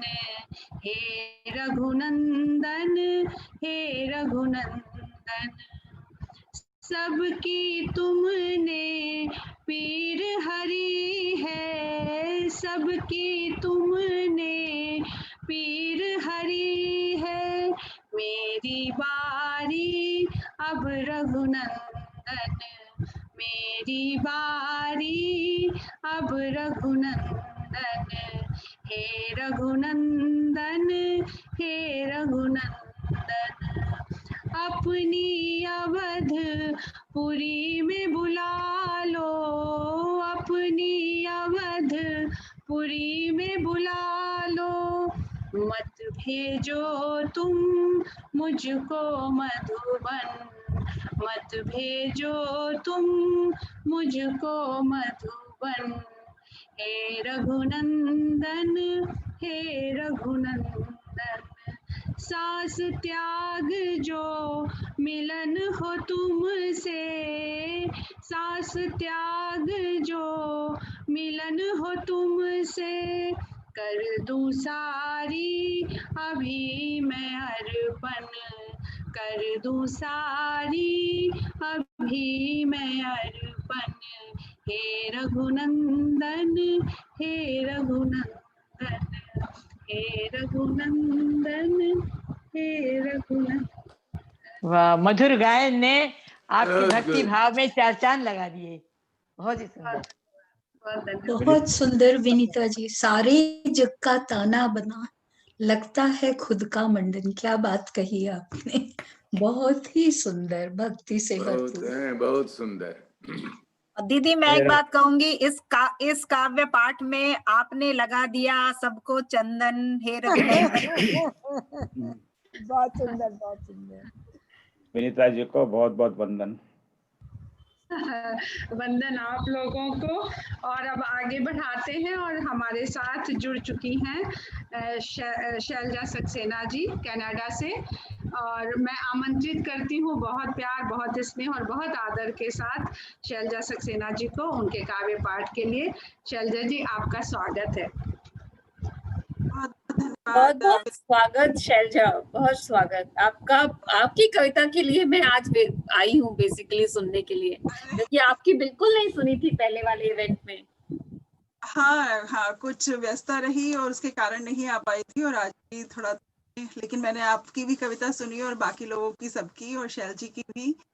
आपने प्रश्नों को लेकर के जो बात कही थी कि हम प्रश्न उठाते हैं, शैल जी की कविता में जो प्रश्न उठाए और बाद में उसका उत्तर दिया। मैं अपनी कविता शुरू करने से पहले सिर्फ एक बात कहना चाहती हूँ, और लग रहा है कि इसको कह ही दूं वरना मन शांत नहीं रहेगा, कि जो आपने कहा था शार्दुला कि बिना पढ़े हुए हम लोग बात करते हैं। कई बार क्या है कि पढ़े हुए में भी, लिखे हुए में भी इतने प्रक्षिप्त अंश होते हैं जो बाद में जोड़ दिए जाते हैं। जो शैल जी ने कहा अपनी कविता में, बहुत सुंदर बात कही थी कि अफवाहें और जो जिस तरीके से बातों को जोड़ा जाता है कि कैसे राम ने सीता को छोड़ दिया, इस बात पर मैंने भी काफी देख रही थी, क्योंकि मन मानने को तैयार नहीं होता था। और मुझे एक बड़ी विचित्र बात लगी, क्योंकि यहाँ पे सभी राम भक्त हैं, सभी राम प्रेमी हैं, उनकी कथा से प्रेम करते हैं, इसलिए आपसे साझा करने की इच्छा हो रही है। वो ये कि जो वाल्मीकि रामायण है उसको मैंने बहुत ध्यान से उसके आखिर तक के अंश पढ़े, और उसमें जो युद्ध कांड है, जो लंका कांड कहा जाता है, रामचरितमानस का लंका कांड, युद्ध कांड, क्योंकि आप जानते हैं रामचरितमानस में तुलसी ने नहीं दिखाया कि राम ने सीता का त्याग किया है, तो हमने कहा कि ये भक्त की भावना थी, इसलिए उसने अपने इष्ट के बारे में ऐसी बात नहीं लिखी। पर एक बात आपको बताऊं कि वाल्मीकि रामायण में युद्ध कांड के बाद, युद्ध कांड जब समाप्त होता है तो वाल्मीकि सबको प्रणाम करते हैं, सबको प्रणाम करते हुए कहते हैं हजारों सालों तक राम ने सीता के साथ राज्य किया। ये उनके वाक्य हैं युद्ध कांड के अंत में। और वो प्रकृति को प्रणाम करते हैं। इस तरीके से सबको प्रणाम किया जाता है, जैसे कि हम कोई भी कहानी जो लंबी चल रही थी उसको समाप्त करते हैं, उसके प्रत्येक पात्र को जैसे धन्यवाद देते हैं, उस तरीके से युद्ध कांड वहां समाप्त हो जाता है। और उसके बाद फिर उत्तरकांड दोबारा शुरू होता है, और वहां पे शुरुआत में कोई इस तरीके का कोई तारतम्य दो कांडों के बीच में नहीं दिखाई देता कि क्यों दोबारा युद्ध कांड शुरू हो गया। युद्ध कांड के बाद जो उत्तरकांड है वो क्यों शुरू हो गया, और उसमें फिर सीता के त्याग की बात कही जाती है। मुझे क्योंकि थोड़ा सा खोज करने की आदत है हम लोगों को, जब साहित्य में पीएचडी आदि कर रहे थे तो शब्दों के पीछे जाने, कांड जो भी कुछ लिखा गया है, कितने प्रक्षिप्त अंश हैं, इन सब बातों पर बहुत ध्यान दिलवाया गया था मास्टर्स में। और बहुत सारे ग्रंथों में बात कही गई थी कि जोड़ दिए गए, यहाँ तक कि सूरदास के भजन आदि में भी कई चीजें जोड़ दी गई हैं। तो हम जानते हैं कि बहुत पहले से बहुत सारी चीजें लोग अपने हिसाब से जोड़ते चले जा रहे हैं। मुझे मेरा व्यक्तिगत मेरी राय ये थी उसको पढ़ने के बाद, सोचने के बाद, कि किसी ने तो बाद में इसको उत्तरकांड को जोड़ा है, क्योंकि युद्ध कांड में वाल्मीकि जब एक एक पात्र को गिना गिना के धन्यवाद कर चुके और जब ये कह चुके कि हजारों सालों तक उन्होंने राज्य किया, तो सीता जी को छोड़ने की बात कहाँ से आई। तो मैं ये प्रश्न आप लोगों की खोज के लिए, आपकी मंशा के लिए छोड़ के जाती हूँ कि ये कहाँ से, किसने, क्यों, किन राजनीतिक और धार्मिक स्वार्थों के कारण ही कहना चाहिए, इन बातों को फैलाया गया होगा कि हमारे जो सांस्कृतिक पुरुष राम हैं, जिनकी बहुत सुंदर बात आरती गोयल जी ने इतने सारे ग्रंथों के नाम गिनाए, जिनकी बात लिए बिना हमारी चेतना हमारी भारतीय चेतना, हमारी भारतीय संस्कृति पूरी नहीं होती। ऐसे राम के चरित्र पर शंभुवध और ये सीता का त्याग, ये बातें कैसे आई, जब ये एक बहुत ही जरूरी सोच और खोज दोनों का ही विषय होना चाहिए। तो यहाँ से मैं अपनी बात शुरू करती हूँ, कि कविता शुरू करती हूँ। 2-4 मिनट ज्यादा ले लिए, और लेकिन ये बात करनी जरूरी थी कि हम जब सोचें खोजें तो इस तरीके से सोचें। मेरी जो कविता है लौट कहाँ पाए हैं राम, उसके बारे में 2 बातें बस यही कि राम सांस्कृतिक पुरुष हैं, सांस्कृतिक चेतना और बहुत सारे साहित्यिक रूपकों के साथ, समय के साथ वो जुड़े रहे हैं। हजारों सालों पहले वो हुए, लेकिन आज भी हमारी मानसिक चेतना, हमारे भाव की भूमि पर वो, जैसे अभी विनीता जी गा रही थी कि माथे पर चंदन की तरह से वो आज भी हजारों सालों के बाद भी सुशोभित है। ऐतिहासिक पुरुष राम, पौराणिक पुरुष राम और सांस्कृतिक चेतना के राम वो भी हैं जो अयोध्या से गए, और अयोध्या जब वापस आए, वापस आने का टाइम हो रहा है, दिवाली आने वाली है, उससे पहले दशहरे की बात होगी। लेकिन मेरी जो कविता है वो दीपावली का दिन पर वो केंद्रित है, जब राम अपनी अयोध्या 14 वर्षों के बाद लौटते हैं। हम सब प्रवासी जब हम जानते हैं कि जब हम वापस अपने घर लौटते हैं तो हमारा घर थोड़ा सा कुछ बदल गया होता है। माता पिता थोड़े और बूढ़े हो जाते हैं, घर की गलियों में भीड़ थोड़ी सी और बढ़ जाती है, और दुकानदारों में थोड़ी सी और ज्यादा चालाकी नजर आती है। तो हर बार हम लोग जब जाते हैं तो कहते हैं अच्छा ये नया हो गया, ये ऐसे हो गया। तो मुझे लगा कि जब राम लौटे होंगे अयोध्या 14 वर्षों के बाद, तो उन्हें अयोध्या कैसी लगी होगी, उसके बारे में ये है कि लौट कहाँ पाए हैं राम। प्रवासी चेतना, राम की चेतना और उस समय की स्थितियों से जुड़िए। दीपावली के बड़ा प्यारा परिप्रेक्ष्य डाल रखा है आपने, वाह। धन्यवाद। दीपावली के उजले प्रकाश में देख रहे हैं राम अपनी प्यारी अयोध्या को। जन्मदात्री अयोध्या, बचपन के खेलों सी चपल अयोध्या, सुदृढ़ होती बाजुओं के बीच सुरक्षित अनुभव करती अयोध्या। सुदृढ़ होती बाहों के बीच सुरक्षित अनुभव करती अयोध्या, और सीता के साथ प्रणय केली सी मीठी अयोध्या। दीपावली के उजले प्रकाश में देख रहे हैं राम अपनी प्यारी अयोध्या। लौटे हैं 14 वर्षों के बाद। एक सेकेंड। लौटे हैं 14 वर्षों के बाद, पर लौटना ठीक वहां कहाँ होता है जिसे छोड़कर जाता है व्यक्ति। समय की कूची यथार्थ के नए चित्र बनाती है, और स्मृति नए पुराने के बीच अटक अटक जाती है। दोनों के अंतराल में बसता है घटनाओं का अंधेरा। राम यथार्थ देख रहे हैं, प्रौढ़ सी शांति है भाइयों के चेहरों पर। राम यथार्थ देख रहे हैं, प्रौढ़ सी शांति है भाइयों के चेहरों पर। वैधव्य से झुक सी आई हैं वृद्धा माई, भय और आदर के बीच जय जयकार करती एक पूरी नई पीढ़ी खड़ी है 14 साल के बाद। राम लौट कहाँ पाए हैं उस जानी पहचानी अयोध्या में। यात्रा चाहे भीतर की हो या बाहर की, बहुत कुछ बदल देती है। यात्रा चाहे भीतर की हो या बाहर की, बहुत कुछ बदल देती है। अपने जाने और लौट कर आने के बीच, यथार्थ और स्मृति के बीच एक नई पुरानी गंध बसी रहती है, जिसमें झूलता रहता है आदमी कुछ देर तक। बहुत बढ़िया। धन्यवाद। राम देख रहे हैं, प्रजा की आंखें तराजू के पलड़े बनी तौल रही हैं उन्हें। राम देख रहे हैं, प्रजा की आंखें, तराजू के 2 पलड़े होते हैं तो 2 आंखें हैं, एक में भाव एक में विचार। राम देख रहे हैं, प्रजा की आंखें तराजू के पलड़े बनी तौल रही हैं उन्हें। इस व्यस्क रावण विजेता पुरुष में अपने सुकुमार राम को पहचानने की चेष्टा है उस दृष्टि। इस व्यस्क रावण विजेता पुरुष में अपने सुकुमार राम को पहचानने की चेष्टा है उस दृष्टि में। सोचते हैं राम, सोचते हैं इस उत्साह सागर में समय ने जो डाले हैं भंवर, वो करने ही होंगे पार। फिर एक बार पादुकाओं से नहीं मन से राज्य चलाना होगा। फिर एक बार पादुकाओं से नहीं मन से राज्य चलाना होगा। पुराने के नए आयामों को खोजना होगा। बनाने होंगे राजमहल से साधारण घर तक जाते सुंदर रास्ते। भय और आदर से भरे मनों की देहरी पर कर्म और विश्वास का नया दीपक जलाना होगा। भय और आदर से भरे मनों की देहरी पर कर्म और विश्वास के नए दीपक जलाने होंगे। तब लौट पाऊंगा मैं अपने मन में बसी अयोध्या में। तब लौट पाऊंगा मैं अपने मन में बसी अयोध्या। बहुत बढ़िया।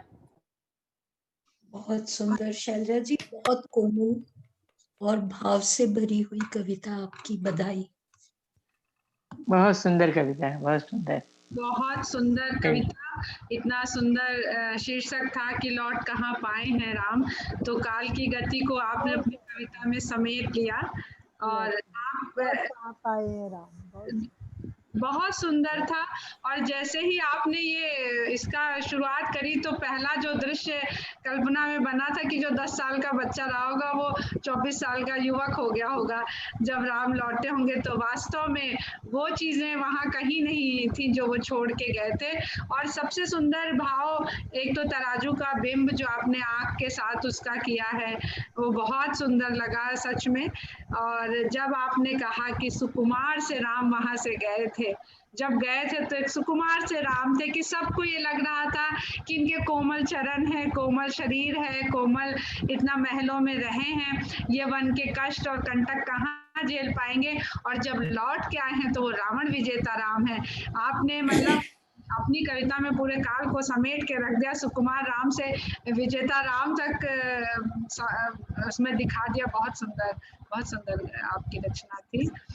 और आप इसके पश्चात अब हमारा जो आज की संध्या है ये अपनी बिल्कुल चरम पर पहुंच रही है, और ओम जी को मैं सादर आमंत्रित करूंगी वो अपना काव्य पाठ करें और अपने वाणी और वचन के द्वारा हम लोगों को और लाभान्वित करें। इसके साथ ही मैं शिव जी को बहुत हार्दिक धन्यवाद देती हूँ।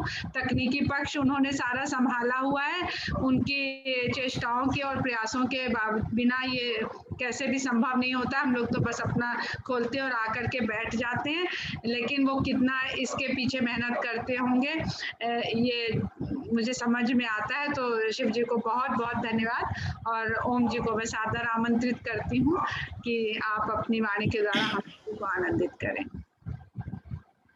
बहुत बहुत धन्यवाद विनीता जी। सबसे पहले तो आपको और शेष सभी कवियों का मैं बड़ा आभारी हूँ। आप सब पधारे, और इससे ज़्यादा सब श्रोताओं का, क्योंकि बिना श्रोता तो वक्ता तो फिर वक्ता ही लगता है। तो बड़ा सबको बहुत बहुत धन्यवाद। आप सब पधारे। मेरे समय के अनुसार तो अभी बहुत सुबह हुई है, जैसे मैं पहले बता रहा था कैलिफोर्निया में तभी सुबह के 8 ही बजे। तो इतने लंबे टाइम जोन में है। अब हरिहर जी भी अभी भी देखिए बैठे हुए हैं, उनको इतनी मजा आ रहा होगा। तो वहाँ तो अब कितने बजे मुझे तो जुड़बागी करना भी मुश्किल हो रहा है। रात के 2 बजे हैं वहाँ पे, शायद 16 घंटे, यानी बाप रे। तो 2 बजे रात के 2 बजे बैठ कर वो इसमें हिस्सा ले रहे हैं। सो आपको सबका बहुत बहुत आभार।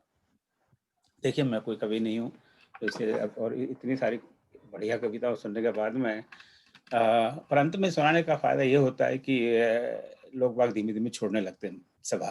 तो वो एक मेरे से वक्ता के लिए अच्छी बात भी है, ताकि अंडों और टमाटर का खतरा कम ही रहता है। तो लोग ही नहीं रहेंगे तो कहाँ से अंडे आएंगे और टमाटर आएंगे। और ये जूम में ये भी फायदा है कि चलो आप फेंकोगे तो यहाँ तक तो आएगा नहीं। मैं सुनाऊं उसके पहले एक दो बात जरा कह दूं कि आप आज का जो एक तो उन सबसे मैं जो मंच पे बाकी जो जुड़े हैं आज, उन सबसे मैं क्षमा चाहता हूँ कि आज आपको हम अपनी कविता कहने के लिए बुला नहीं पा रहे। This is like an unfair deal. So मेरा ऐसा मन है कि इसके बाद में जब हम लोग हर महीना हर शनिवार को मिलते हैं, probably every month we will dedicate one Saturday for poem readings of other poets जो आज सुना नहीं पा रहे। सो नवंबर से हम कुछ करेंगे ताकि साल भर कम से कम ये कार्यक्रम चलता रहे। उसके बाद में लोग नई नई कविताएं लिखेंगे। सो ये एक तरह से सतत चलता रहेगा, रुकेगा नहीं। तो इसको आप एक तरह से ट्रेलर ही समझिए। तो नॉर्मली क्या होता है, ट्रेलर बताते हैं तो आदमी का मन करता है पूरी पिक्चर जाके। कविता जी ने बड़ा अच्छा आयोजन किया इस ट्रेलर का। और अब अभी क्या तो आता है ना, बड़ा स्टैंडर्ड डायलॉग है, अभी तो पिक्चर बाकी है। तो अभी तो पिक्चर बाकी है। ये तो अभी देखिए बड़े बड़े जैसे शकुंतला दीदी हैं, इनकी आप कविता सुनेंगे तो रोंगटे खड़े हो जाएंगे। इतनी जबरदस्त कविता है इन्होंने लिखी हुई है। तो जो मैं कभी आपको एक बात बताता हूँ। संडे को जब इस पुस्तक का विमोचन होगा शाम को 6 बजे, आज से भी 1 घंटे पहले, तो आप जरा समय का ध्यान रखिए। और उस दिन हम लोग वेबएक्स प्लेटफॉर्म पर यूज करेंगे, जूम का यूज नहीं करेंगे। तो उसके लिए आपको वेबएक्स डाउनलोड करना पड़ेगा। हम सभी सीखेंगे, मुझे भी नहीं पता, पर कुछ एक जरूरी सिचुएशन है जिसलिए हमें वेबएक्स का प्रयोग करना पड़ेगा। तो 2 बातें। एक तो जब अंगद रावण के दरबार में गए तो रावण कहता है, अरे क्या तू वही वाला वानर है जो पहले यहाँ आया था और मेरी सारी लंका को जला के चला गया, और बहुत बड़ा बहादुर, बड़ा शक्तिशाली था। तो अंगद कहते हैं रावण का, अरे वो तो हमारे सेना में सबसे कमजोर सैनिक था। हमने सबसे कमजोर सैनिक को भेजा और उसने बिना परमिशन के यहाँ उधम मचाया। तो अब बेचारा जाके आप सुग्रीव महाराज को अपना चेहरा भी उसने नहीं दिखाया। तो हालांकि ये कहने में मुझे डर लग रहा है, तो ये सबसे कमजोर सैनिक अब आपके सामने आ रहा है, क्योंकि बाकी पूरी सेना तो अभी वहां बैठी हुई है समुद्र के दूसरी तरफ। वो जब सेना की जब क्या हाल होगा आप जब सोचिएगा। दूसरी बात मुझे याद आ रहा है कि कुछ ऐसे 10 साल हो गए होंगे, एक कथाकार मथुरा से ब्रज से आए थे यहाँ पर, हमारे किसी मित्र के घर उन्होंने भागवत सप्ताह का कार्यक्रम रखा था। बड़ा छोटा घर में ही था, कोई रोज 10-15 व्यक्ति इकट्ठे हो जाते थे। तो उसमें उन्होंने एक बात कही, मुझे याद रहेगी। 2 बात कही, पर जो एक बात मुझे 2 बात मुझे याद, अभी भी याद है, हमेशा याद रहेंगी। पर एक बात कर लेगी करूँगा कि भगवान कृष्ण का जन्म क्यों हुआ था। तो वो कहते हैं, भैया हम तो ब्रज के रहने वाले हैं लाला, हम तो ये मानते हैं कि कृष्ण भगवान इसलिए आए हमारे ब्रज में ताकि हम उनसे खेल सकें। हम इस बात को नहीं मानते कि वो कंस को मारने आए और पाप को, धर्म को बचाने आए और दुष्टों का नाश करने के लिए आए। तो मेरे मन में ये बात जरा खटक गई। फिर उन्होंने स्पष्टीकरण किया कि भैया अरे गीता में तो ये लिखा है यदा यदा धर्मस्य, तो गीता की बात तुम जुटला नहीं सकते। तो आए तो शायद इसलिए होंगे, पर भाई हम ये नहीं मानते, हम तो आए लाला काना लाला आए हो यहाँ पे, हम अंत खिलवे के काज। तो इस पे मैं सोचने लग गया कि आखिर भगवान इस प्रकार एक मानव रूप में क्यों जन्म लेते हैं, क्योंकि जन्म लेने की क्या आवश्यकता है, रावण फावण को तो ऐसे ही मार देते, वहाँ जन्म लेने की क्या जरूरत है। तो उसी से प्रेरित होकर मैंने उस समय ये कविता ये लिखी थी। तो बस अब समय जो हो चुका है, पर फिर भी तो जन्मे थे क्यों श्री राम, तो जब वो तो कृष्ण पर लिखी थी, उस हिसाब से फिर उससे प्रेरणा लेके फिर राम पर लिखी थी।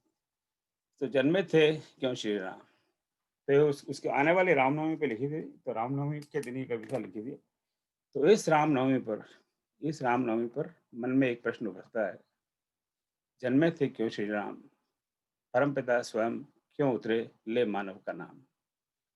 इस रामनवमी पर मन में एक प्रश्न उभरता है, जन्मे थे क्यों श्री राम, परमपिता स्वयं क्यों उतरे ले मानव का नाम।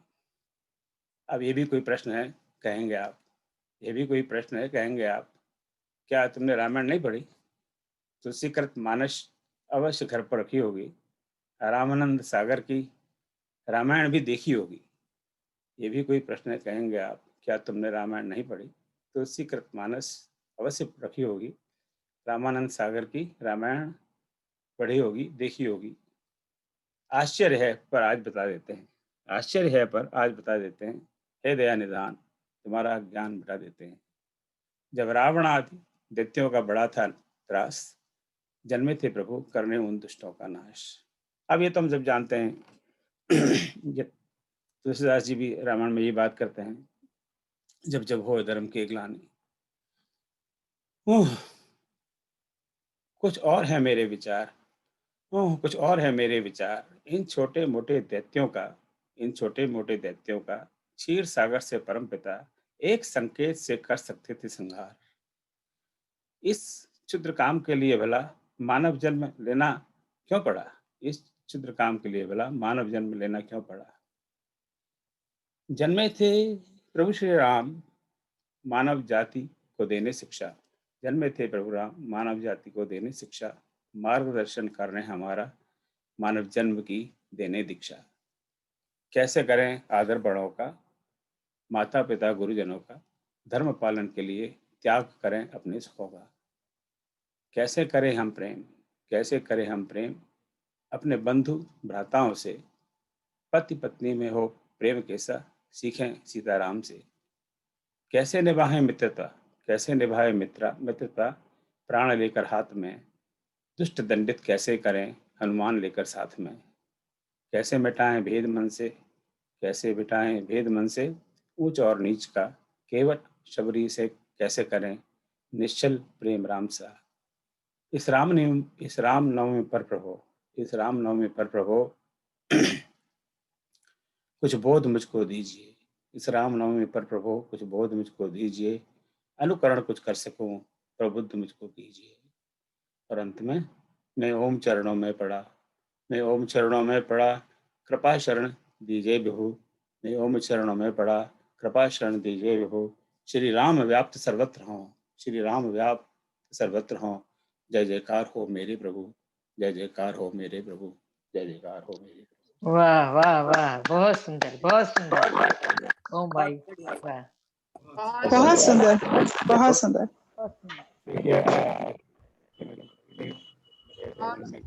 बहुत सुंदर, ये सुनी हुई थी लेकिन बहुत अच्छी। ओम जी आपकी आवाज नहीं सुनाई दे रही।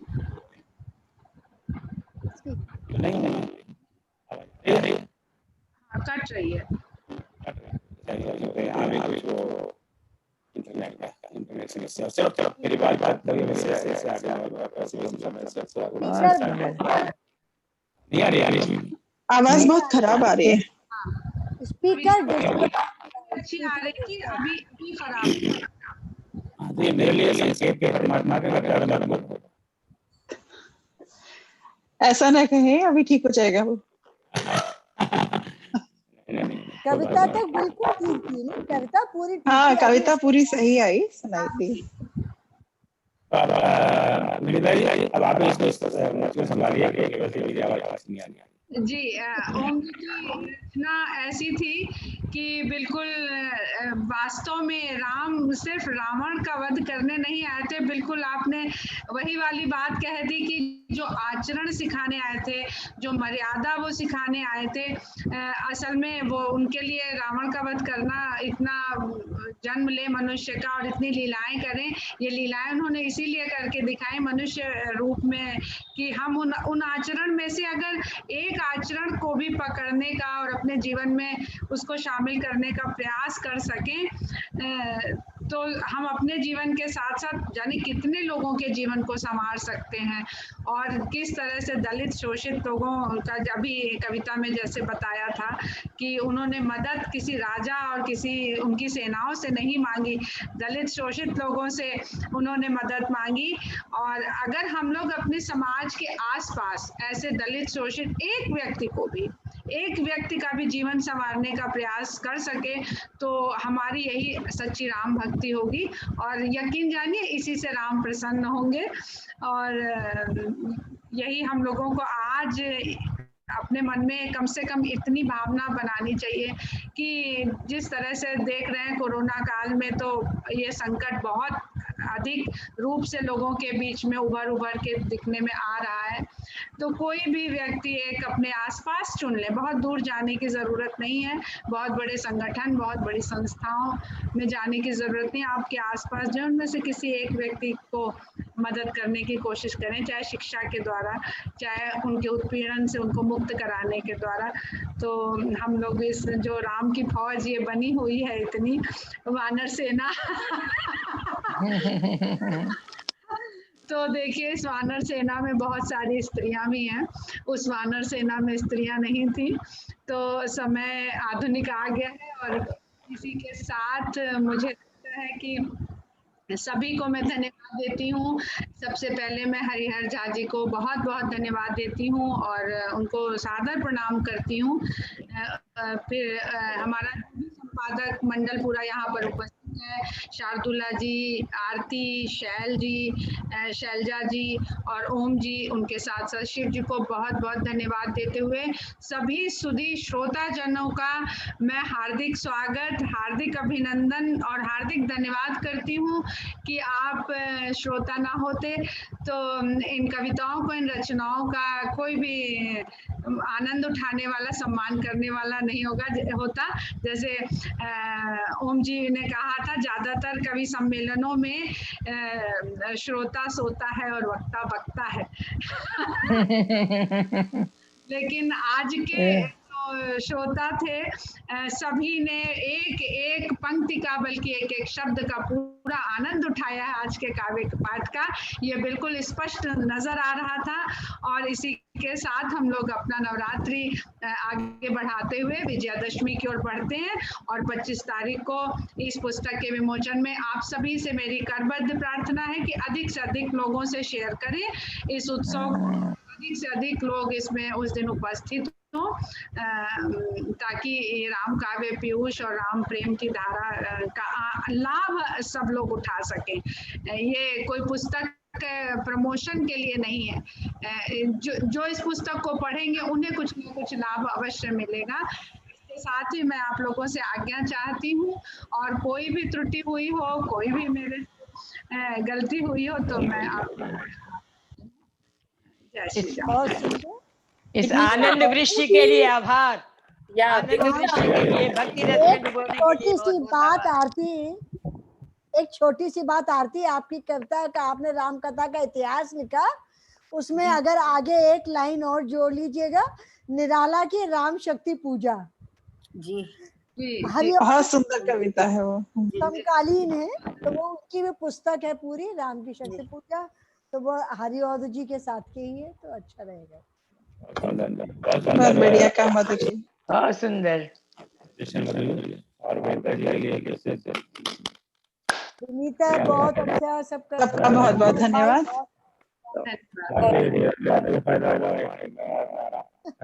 माइक को किसने खराब किया है? लगता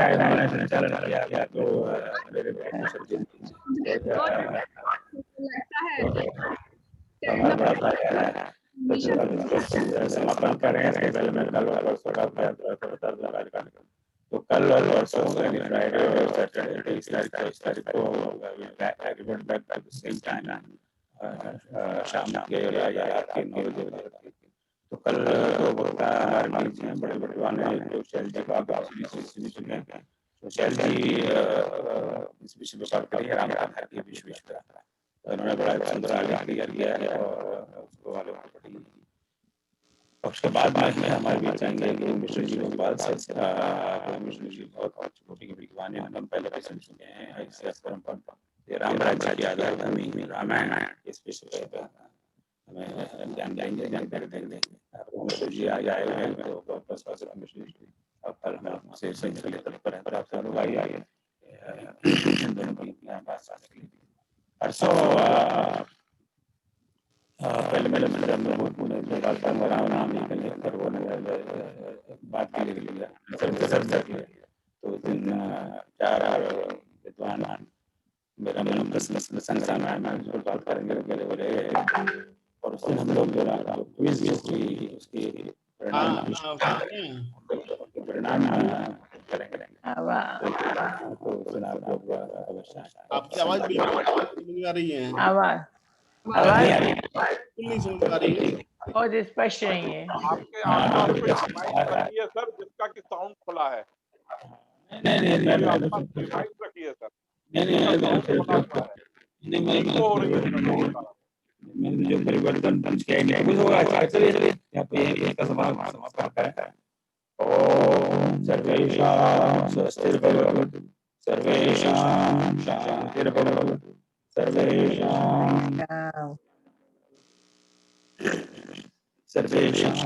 मंगलं भवतु, सर्वे भवन्तु सुखिनः, सर्वे सन्तु निरामयाः, सर्वे भद्राणि पश्यन्तु मा कश्चित् दुःखभाग् भवेत्।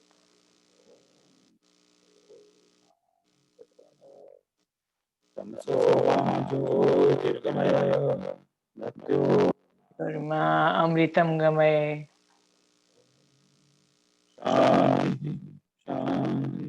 गमय।